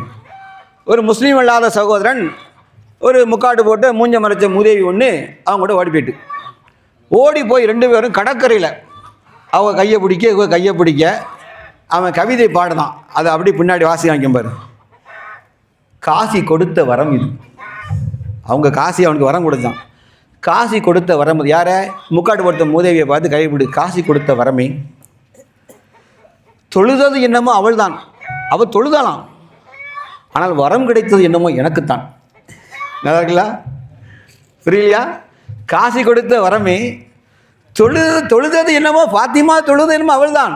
ஆனால் வரம் கிடைத்தது எனக்கு தான், எனக்கு கையில் கிடச்சிட்டு. அவள் தொழுதானா, ஆனால் எனக்கு காசி கப்புன்னு பிடிச்சி இங்கே கொடுத்துட்டான். அடுத்தால சொல்லலாம் பாருங்க, அவளோடு வாழ்வதற்கு அவளோடு சாவதற்கும் எனக்கு நான் தயாராக இருக்கிறேன். அவளோடு வாழ்வதற்கும் அவளுக்காக வாழ்வதற்கும் அவளுக்காக சாவதற்கும் நான் தயாராக இருக்கிறேன் அப்படின்னு அழகான கவிதையோட தீனுல்லாஹி ஒரு லவ். எப்படின்னா, லவ் எப்படியே பேவுள்ள ஏன் மூதி அப்படி இந்த முக்காடெல்லாம் கலட்டிட்டு போய் தொலை. அதெல்லாம் இதெல்லாம் போட்டுக்கிடுதாவோ, இதெல்லாம் போட்டுக்கிடுதாவோ, இதெல்லாம் போட்டுக்கிடுதாவோ, போட்டுக்கிட்டு அதில் வந்து கண்களை மட்டும் இப்படி காட்டுதாவோ. அடுத்த போனா உனக்கு நீ எப்படி இப்போ ஏன்ப்பா அப்படி தெரியுதா? வழி பேதனை யாருக்கு இருக்குது தெரியுதா? நீ லவ் பண்ணிருக்கியா? அதான் நிறையா பண்ண. ஓகே, கேட்டியா? அடுத்தால தம்பிகளா, அடுத்தால பெரியது மோசம் முஸ்லீம் இளைஞர்கள் எங்கே மிஸ் ஆயிருங்க பாருங்கள். நிறைய இளைஞர்கள் திருநங்கைகளோட தொடர்பு, திருநங்கைகளோடு கள்ள உறவு. முஸ்லீம் இளைஞர்கள் வாலிபர் நிறைய பேர் திருநங்கையாக மாறியிருக்கான். உங்களுக்கு தெரியுமா? அது நிறையா முஸ்லீம் பையங்க எமக்கு கண்ணுக்கு தெரிந்தே திருநங்கைகளாகவே மாறியிருக்கான். எவ்வளோ பெரிய ஆபத்து பாருங்கள், எவ்வளோ மோசம் அப்படின்னா, அல்லாஹ்வுடைய வரம்பு மீறுவாங்க. வரம்பு மீறிட்டான். சைத்தான் சொன்னாம்ல, அவருடைய கோலங்களை நான் மாற்றுவேன், ஆணை பெண்ணாகும், பெண்ணை ஆணாகவும் மாற்றுன்னு சைத்தான் சொன்னாம்ல, இயற்கையே மாற்றுவோம் சொன்னாம்ல. திருநங்கைகளோடு தொடர்பு கூடிய முஸ்லீமான இளைஞர்கள் பெற்றோர்களால் ஒன்றுமே செய்ய மீட்க முடியல. அவங்களோட முதல்ல செக்ஸ் வச்சு பழகி திருப்பி இவன் தன்னையே பெண்ணாக மாற்றி போயிட்டான். அப்படி நிறைய இளைஞர்கள் போயிருக்கான். எங்களுக்கு தெரிஞ்சே நல்லா தெரிஞ்சுக்கணும், எவ்வளோ பெரிய அந்த பெற்றோர்கள் எவ்வளோ வேதனைப்படுவான். சமுதாயத்தில் இவன் செய்த தவறுக்காக தாய் தந்தைகள் தலை குனியக்கூடிய மோசமான சூழல். இதெல்லாம் ஆபத்து. குறிப்பாக இளைஞர்கள் ரொம்ப கவனம். எதையுமே வந்து செய்து பார்த்தால் என்னங்க மனநிலைக்கு வரக்கூடாது. தம்பிகளா புரிஞ்சுக்கிடுங்க, எங்கே ஆபத்து வருது தெரியுமா? செய்து பார்த்தால் என்னென்ன சிந்தனைக்கு வரவே கூடாது. இதெல்லாம் வேண்டாம், கிட்டே நெருங்கக்கூடாது. அப்படின்னா மட்டும் நம்ம தப்பிச்சோம். செய்து பார்த்தால் என்றால் ஒரு காலம் மீள முடியாது. ஏனென்றால் மோசமான கவர்ச்சியான உலகம் இது. அல்லாஹ் ரப்புல் ஆலமீன் பாதுகாட்டும். அடுத்தால ஒன்றே சொல்லி நிறைவு செய்கிறேன். கண்ணியம் மிகுந்த அல்லாஹ்வுடையார்களே, இளைஞர்கள் இந்த நாட்டினுடைய முதுகெலும்பு, இந்த சமுதாயத்தின் முதுகெலும்பு. உங்களிடத்தில் நல்ல ஒழுக்கம் தேவை, நல்ல சிந்தனை தேவை, நல்ல சேவைகள் தேவை, நல்ல செயல்பாடுகள் தேவை. அதினத்தில் வலிமை குண்டாத நல்ல ஆற்றல் தேவை. முடங்கி போய் தெருமுனைகளே மூளைகளே முடங்கி விடாதீர்கள். தனித்தனியாக இயங்கி உங்களுடைய வலிமையை குறைத்துக் கொள்ளாதீர்கள். நான் ஒன்றே சொல்கிறேன், முடிந்த நல்லா படி, ஏண்டவரை எல்லா படி, மார்க்கம் சொல்கிற ஒழுக்கத்தோடு படி. நல்லா தெரிஞ்சுக்கிடு, அது இல்லாமல் நீ ஜெயிக்க முடியாது. மார்க்கம் சொல்கிற ஒழுக்கத்தோடு படி, நல்ல படி. தாய் தந்திரி இதற்காக கடன் வாங்கட்டும். பைக்குக்காக கடன் வாங்குகிற தாய் தந்திரிகள் உங்கள் கல்விக்காக கடன் வாங்கினா தப்பு இல்லை, வட்டி கடன் நான் சொல்லலை. தயவு செய்து இந்த ஜமாத்துகளோடு இயக்கங்களோடு சேர்ந்து வாழுங்கள். நல்லதை செய்வதற்கு உங்களை நிச்சயமாக நாங்கள் தூண்டுவோம். நல்லதை மட்டுமே செய்வதற்கு உங்களை அழைப்போம். கெட்டதின்பால் ஒரு காலம் அழைக்க மாட்டோம். கெட்டது என்பது உன் அறிவுக்கு அல்லாஹும் தூதரும் சொன்னதை வைத்து உரசி பார்த்தால் மிக தெளிவாக தெரியும். நல்லா புரிஞ்சுக்கோ, இன்னொரு இளமை உனக்கு கிடைக்க போது கிடையாது. உன் இளமையின் ஆற்றில் உணர வைக்கணும். ஒரே நீ இளமை வாழ்ந்து கொண்டிருக்க முடியும். ஒரே ஒரு தலையில வெள்ளை முடி வந்தால் நீ கண்ணாடி பக்கம் நின்று அந்த ஒற்றை முடிய வேதனையோடு சுற்றி சுற்றி சுற்றி பார்ப்ப. யாருக்கும் தெரியக்கூடாதுங்கிறதுக்காக அந்த நரைமுடியை பிடிச்சி தூக்கி தூர போட்டுருவேன். இது போன்றுதான் நம்ம வாழ்க்கையில முதுமை என்பது எப்படி நம்மை கவ்விக்கொள்வது யாருக்குமே தெரியாமலே முதுமை வந்து கொண்டே இருக்கும். ஆகவே இளமையை விட்டு விடாதே. அந்த இளமை ஆற்றல் மிக்கது. நல்லா தெரிஞ்சுக்கோ. 2 நாட்டில் புரட்சி நடந்தது. இப்போ சமீபமாக ஸ்ரீலங்காவில், நேபாளில் அது கழகமாக புரட்சியாக எனக்கு தெரியாது. ஆயினும் நாமும் புரட்சி செய்யணும். ஒவ்வொரு இளைஞனும் புரட்சிகர மனிதன் தான். அவன் உள்ளத்தில் என்ன இருக்குன்னு கேட்டால், நான் தூய்மையாக இருக்கணும், என் சமுதாயம் தூய்மையாக நேர்மையாக வாழ வேண்டும், நான் வாழ்கிற நாடும் தூய்மையாக இருக்கணும், என்னை ஆளுகிற ஆட்சியாளர் நேர்மையாக இருக்கணும். ஊழல் லஞ்சத்துக்கு எதிராக, மதுவுக்கு எதிராக, மதவாதத்துக்கு எதிராக சிம்ம குரலாக இளைஞன் இருக்கணும். இல்லை என்று சொன்னால் நம்மை பகைவர்கள் வேற இருப்பார்கள். ஷைத்தான் நம்மளை அழித்து விடுவான். அவர்கள் நம்மை ஏறி விடுவதெல்லாம் நேரடி பகைகளை கொண்டு அல்ல, நம்மை முடக்கி போடுகிற உலகியல் இன்பங்களின் மூலமாகத்தான். தொலைக்காட்சி, நாடகம், யூடியூப், இன்ஸ்டாகிராம், ஃபேஸ்புக் என்ற வகையின் மூலமாகவே நம்மை செயல்பாடுகளை செயலிழக்க வைத்து, அறிவை மூளையை பிடுங்கி எடுத்து, போலி கதாநாயகர்களை ஊர்களிலே வீதிகளிலே ஊர்வலம் வர வைத்து, அவன் முன்னாடி நாயை விட கேவலமாக வெயிலிலும் மழையிலும் நாக்கை தொங்க போட்டு கொண்டு மணிக்கணக்காக காத்து கிடக்கிற போலி அடிமைகளை உருவாக்கி வைக்கிறார்கள். நாம் அதற்காக அல்ல. பாங்கு சொன்னால் பள்ளிவாசல் பக்கம் ஓடி போய் அல்லாஹ்வுக்கு தலையை சாய்த்து, ரப்ப இதோ உன் அடிமை சரணடைந்திருக்கிற இந்த அல்லாஹ் குணத்தை நம்மை அடையாளம் சொல்கிற நல்ல இளைஞனாக இருக்க வேண்டும். நோன்பு நோக்கும் இளைஞனாக, நன்மை ஏவி தீமையை தடுக்கும் இளைஞனாக, நல்லறம் என்றால் என்ன, ஃபஸ்தபியுல் ஹைராத், நன்மையானவற்றில் முந்துங்கள் என்றால் சொல்கிறான். எந்த நன்மை என்றாலும் முந்துகிற இளமை பருவம் கொண்டதாக இளைஞனாக, இளம் பெண்களாக இருக்க வேண்டும். தாய்மார்களுக்கு குறிப்பாக சொல்கிறேன், உங்கள் பெண் பிள்ளைகள் செய்த அதிக அக்கறை செலுத்துங்கள். உன் பிள்ளைகள் முந்தியெல்லாம் இது நடந்தது. முந்தி தாய் தன் பிள்ளையை வீட்டில் இருக்கும் பொழுது தலை செய்வும் போதே, அவள் பேன் பார்க்கும் போதே, ஈருளையை வைத்து மண்டை கருச்சுன்னு இழுக்கும் போதே, ஒழுங்காரு குழிஞ்சி பெருக்கு, நிமிந்து பெருக்கு, துணியத்தை ஒழுங்கா தின்னு போய், விரலை நீட்டி திங்காத, நாக்கை நீட்டி திங்காத, கண்ணை இழுக்காத, நாக்கை நீட்டாத, புருஷன் வீட்டுக்கு போகணும், அங்கே அப்படி இருக்கும், புருஷன் மாமியா எப்படி இருப்பா, நாத்தனா எப்படி இருப்பா என்று சொல்லி சொல்லியே வளர்த்தார்கள். உண்டா இல்லையா? இன்னைக்கு மேம் ஃபோனை கையில் வச்சுக்க, மாமியா சிக்கன் பண்ணி எனக்கு ஃபோன் போட்டு வாடி வந்துரு. மயிரா பிள்ளைகள் தங்கும் முந்திருமா செத்தால் அங்கே இங்கே வந்துடக்கூடாது, இங்கே வந்துடவே கூடாது. அங்கே புருஷன் வீட்டில் இப்போ புருஷன் கூட இருக்காது, இங்கே ஓடி வந்துரு. ஏன்? ஒத்த பிள்ளை, ஆண் ஒன்று பெண் ஒன்று, இல்லைன்னா ஒரே ஒன்று ஆண், இல்லைன்னா ஒரே ஒரு பெண்ணு. அம்மாவுக்கு பிள்ளை விட்டு ஆள் கிடையாது, அத்தாவுக்கும் பிள்ளை விட்டு ஆள் கிடையாது. பருவ வயதை அடைந்த ஒரே காலத்தால் கட்டி கொடுத்துட வேண்டியது. கட்டி கொடுத்த மறுநாளே என் பிள்ளை ஆடுதுங்க. என்ன என் பிள்ளை ரசம் சாப்பிட்டு புளி தண்ணி குடிப்பேன். அவன் குடும்பம் பேரே புளி தண்ணி குடும்பம்ல, அங்கெல்லாம் கட்டி கொடுத்துருக்கேன். அவன் புளியை போட்டே கொண்டுருவானே என் பிள்ளையை. நான் கறியும் ஜோரமாக வளர்த்தேன். இப்படி சொல்லி நான் சரி உடனே காலையில் போன போட்ட வேண்டியது. எம்மா பாலே ஊற்ற மாட்டேன் கட்டியில் என் மாமியா. அப்போ உங்கள் அம்மா பால் வச்சுருக்கோம், அம்மா குடிமா கொடுத்து உனக்கு சங்குல பால் ஊற்றி கொண்டு வர வேண்டியதான். தம்பி, இளம் பிள்ளை கல்யாணம் முடிக்கிங்கள, 4 நாள் 5 பிள்ளை பற்றிக்கிடுங்க தைரியமாக. தவக்கலத்து யாரை வச்சு சொல்லுங்கள், சத்தமாக சொல்லுங்கள். அல்லாஹ் சொல்லலாம், பூமியில் ஊர்ந்து திரிகிற எந்த பிராணி தன் முதுகில் உணவை சுமந்து திரிவரி அல்லாஹ் தான் உணவளிக்க வல்லாஹ் கைரு ராசிக்கின். 6 பிள்ளைங்க என் தாப்பேன், எங்கள் அப்பா. யாரும் பட்னி கிடந்து சாவலை. யாரும் மதார் உங்கள் வீட்டில் எத்தனை பேர்?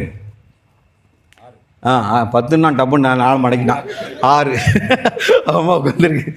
6 என்னப்பா நம்மளாம் பட்டினியானப்பா செத்துட்டோம், நம்ம தாய் தப்பா நம்மளுக்கு உணவளிக்கலையா? பார்த்தீங்களா? இதுதான் எல்லாம் உணவளிக்கான். ஒத்த பிள்ளையை பெற்று போட்டு என்ன செய்கிறதுனா வழி இல்லாமல் கடந்து ஏங்கி தவிச்சு சாவுறீங்க. செய்யாதீங்க, தைரியமாக என்ன செய்யுங்க. 3 4 5 நாள் எல்லாம் தந்த செல்வங்களை பெற்று போடுங்க, தைரியமாக பெறுங்க. பிள்ளை செல்வங்கள் சொல்லியிருக்கான், பிள்ளை செல்வங்கள் தான். இந்த அரசாங்கம், இந்த கம்யூனிஸ்ட் அரசாங்கம், இந்த சைனாக்காரன் முட்டாத்தனமாக ஒரு பிள்ளை போதும்னு சொல்லிட்டு கடைசி என்னாச்சு? அடுத்த தலைமுறை இல்லை. படித்த மக்களை தெரிஞ்சுக்கிடுங்க, அடுத்த தலைமுறை இல்லை. இப்போ சைனா 3 பிள்ளை பெற்றுக்கிட்டா அவார்டு தரங்க. போடா என்னங்க அவன் போயா அப்படிங்க. அரசாங்கம் பெல்ட் அடித்து பார்க்குது. கிழவனும் பேபியும் நடுவில் இளைஞனையே காணுங்க. தலைமுறை கேப் ஆகிட்டு புரியுதா உங்களுக்கு? தலைமுறை இடைவெளி யார் நிரப்புவா? பிள்ளை செல்வம் தான் நிரப்பும். ஒத்த பிள்ளை போதும் என்றான். இப்போ 3 பிள்ளை 4 பிள்ளை பெற்றுக்கங்க. எவன் நான் ரூபா தானங்கிறான், சலுகை தானங்க, எவனும் பற்றிக்கிட மாட்டேங்கான். அதனால் நம்ம சொல்லுவான் ஒருவனுக்கு ஒருத்தி போதும், ஓகே தான். ஆனால் ஒருவனுக்கு ஒரு பிள்ளையே போதும். நீ யாரா முடிவெடுக்க? அரசாங்கம் யார் முடிவெடுக்கிறதுக்கு? எனக்கு சோறு அரசாங்கம் போடுதா? அரசாங்கம் எனக்கு சோறு போடுறா? எந்த அரசாங்கமாக இருக்கட்டும், மத்தியோ மாநிலம், எனக்கு அவன் சோறு போடுறானா? என் மனைவிக்கு பிள்ளைக்கு சோறு கொடுக்கிற பொறுப்பு நான் எடுக்க. நான் உழைப்பேன், கஞ்சியை கூட என் பிள்ளைக்கு ஊற்றுவேன். முடியலையா? நீ சத்துணவு தர தந்துடுப்பா, நற்பேர் வாங்கிக்க. அது ஓமனம் கிடையாது. இவர்களை போன்று இவரோட மக்களை வரி பண்ணுவது. நல்லா தயவுசெய்து சொல்கிறேன், தைரியமாக அழகு பேரு இளமை பேருன்னு பெண்கள் நீங்கள் குழந்தைகளை குறைக்காதீங்க. தெரிஞ்சுக்கிடுங்க, நாளைக்கு நம்ம முடியாமல் படுத்தா 4 பிள்ளைங்க ஒரு பிள்ளை எவனா வந்து தூக்குவான். தெரிஞ்சுக்கிடுங்க. முதல்ல ஒத்த பிள்ளைய ஒட்ட வெளிநாட்டில் போய் உட்காந்துருப்பா புருஷன் கூட போய் நீங்கள் படுத்து கிடப்பீங்க. பார்க்க ஆள் இருக்காது. தெரிஞ்சுக்கிங்க. அதனால் இளைஞர்கள் சொல்றேன், கேட்டு நம்மளாம் ரிட்டையர்டு பார்ட்டிலாம் கிடையாது. ஆசைப்படாத, கொண்டுருவேன். இளைஞர்களுக்கு சொல்லுவேன், இளைஞர்களே கல்யாணம் முடிச்சா தைரியமாக 4 பிள்ளை 5 பிள்ளை பேர். ஒரு பெண்ணின் அழகு இளமையெல்லாம் குறையாது. புரியா? ஒரு காலம் குறை. இப்படி சொல்லி வச்சுருக்கான். நீங்கள் நிறைய பிள்ளைகள் பற்றி உங்கள் பியூட்டி குறைஞ்சிருக்கும். உங்கள் ஹஸ்பண்ட் உங்களை விட்டு இன்னொரு பக்கம் போயிடுவாங்க. இது சினிமாக்கார அவ்வளோ பேசி வச்சது, அதை நீங்கள் கேட்டுக்கிட்டு பேசுங்க. அவ்வளோ என்ன செய்வான்னா, நயன்தாரா எதுக்கு பிள்ளை பெற்றா? அவள் வயிற்றில் பெற்றாளா? நயன்தாரா வயிற்றில் பிள்ளை பெற்றாளா? இன்னொருத்த 2 பிள்ளைய அவனுடைய இந்திரியத்தையும் இவருடைய வயிற்றில் உள்ள கருவு முட்டையும் எடுத்து கொண்டு போய் இன்னொரு பெண்ணை வச்சு 2 பிள்ளையை பெற்றுட்டு நயன்தாராக்கு 2 பிள்ளை. 2 பிள்ளை சரி, புருஷன் டேஸ். அதனால் நம் சமுதாயம் என்பது அறிவு சார்ந்த சமுதாயம், ஒழுக்கம் சார்ந்த சமுதாயம், சிந்திக்கிற சமுதாயம், பிறருக்கு முன்னோடியான சமுதாயம் என்பதை மனதில் வச்சுட்டு நல்லா கேளுங்க. எந்த கட்சியோ எந்த ஒரு நடிகனோ எந்த ஒரு என்ன செய்யாது, தண்ணி அடிக்கலாம் என்கிட்ட வரக்கூடாது, கலவணி பையெல்லாம் வரக்கூடாது இப்படி சொல்லாது. இஸ்லாமிய இயக்கங்கள் மட்டும்தான் உலகத்திலேயே, இஸ்லாமிய இயக்கங்கள் மட்டும்தான். குடியார போய் அங்கே வராத, சூதாடி போய் வராத, பொறுக்கி போய் அங்கே வராத, பொறுப்புக்கு வராது என்று செய்யும். நம்ம தான் அதை மக்களில் சொல்லுவோம். குடிக்காதே என்று சொல்லுவோம், கூத்தாடி முன்னாடி செல்லாதே என்று சொல்லுவோம், பெண்களை அடிமைப்படுத்தாதே என்று சொல்லுவோம். எல்லாவற்றையும் சொல்லி அழைக்கக்கூடியதாக இஸ்லாம் மட்டும்தான் இருக்குது. ஆகவே தான் சொல்கிறேன், அல்லாஹ்வுடையார்களே, இந்த இஸ்லாம் என்றது அதான் உண்மையான இயக்கம். It's right moment, it's a bright moment. ஒளிமயமானது சரியான இயக்கம் தான் இஸ்லாம் என்ற இயக்கம் தான். இந்த இயக்கத்தின் அழிவில்லாத தலைவர் முகமது ரசூலுல்லாஹி ஸல்லல்லாஹு அலைஹி வஸல்லம் உண்மையான அழிவில்லாத இயக்கத்தின் தலைவர்கள்.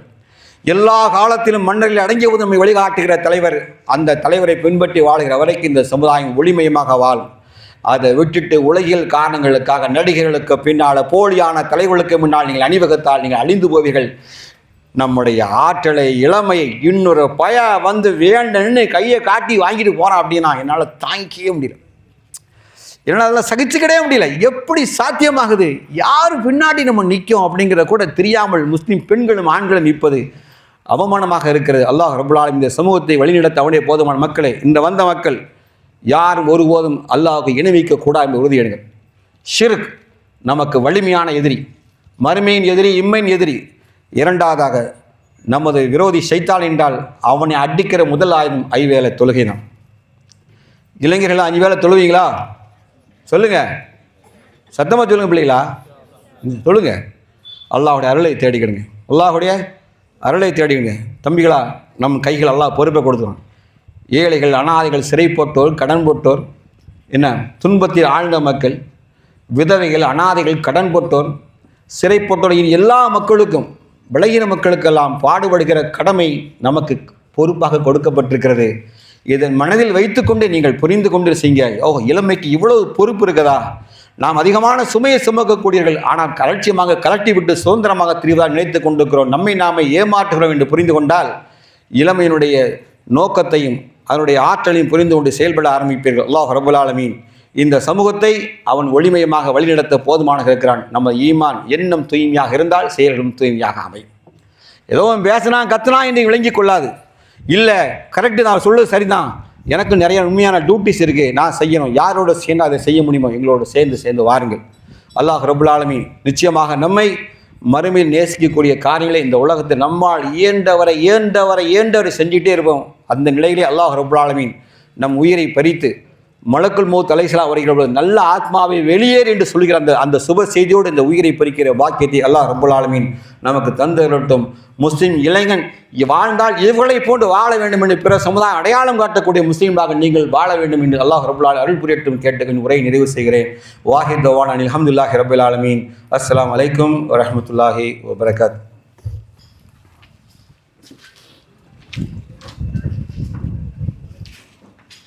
கஃபார்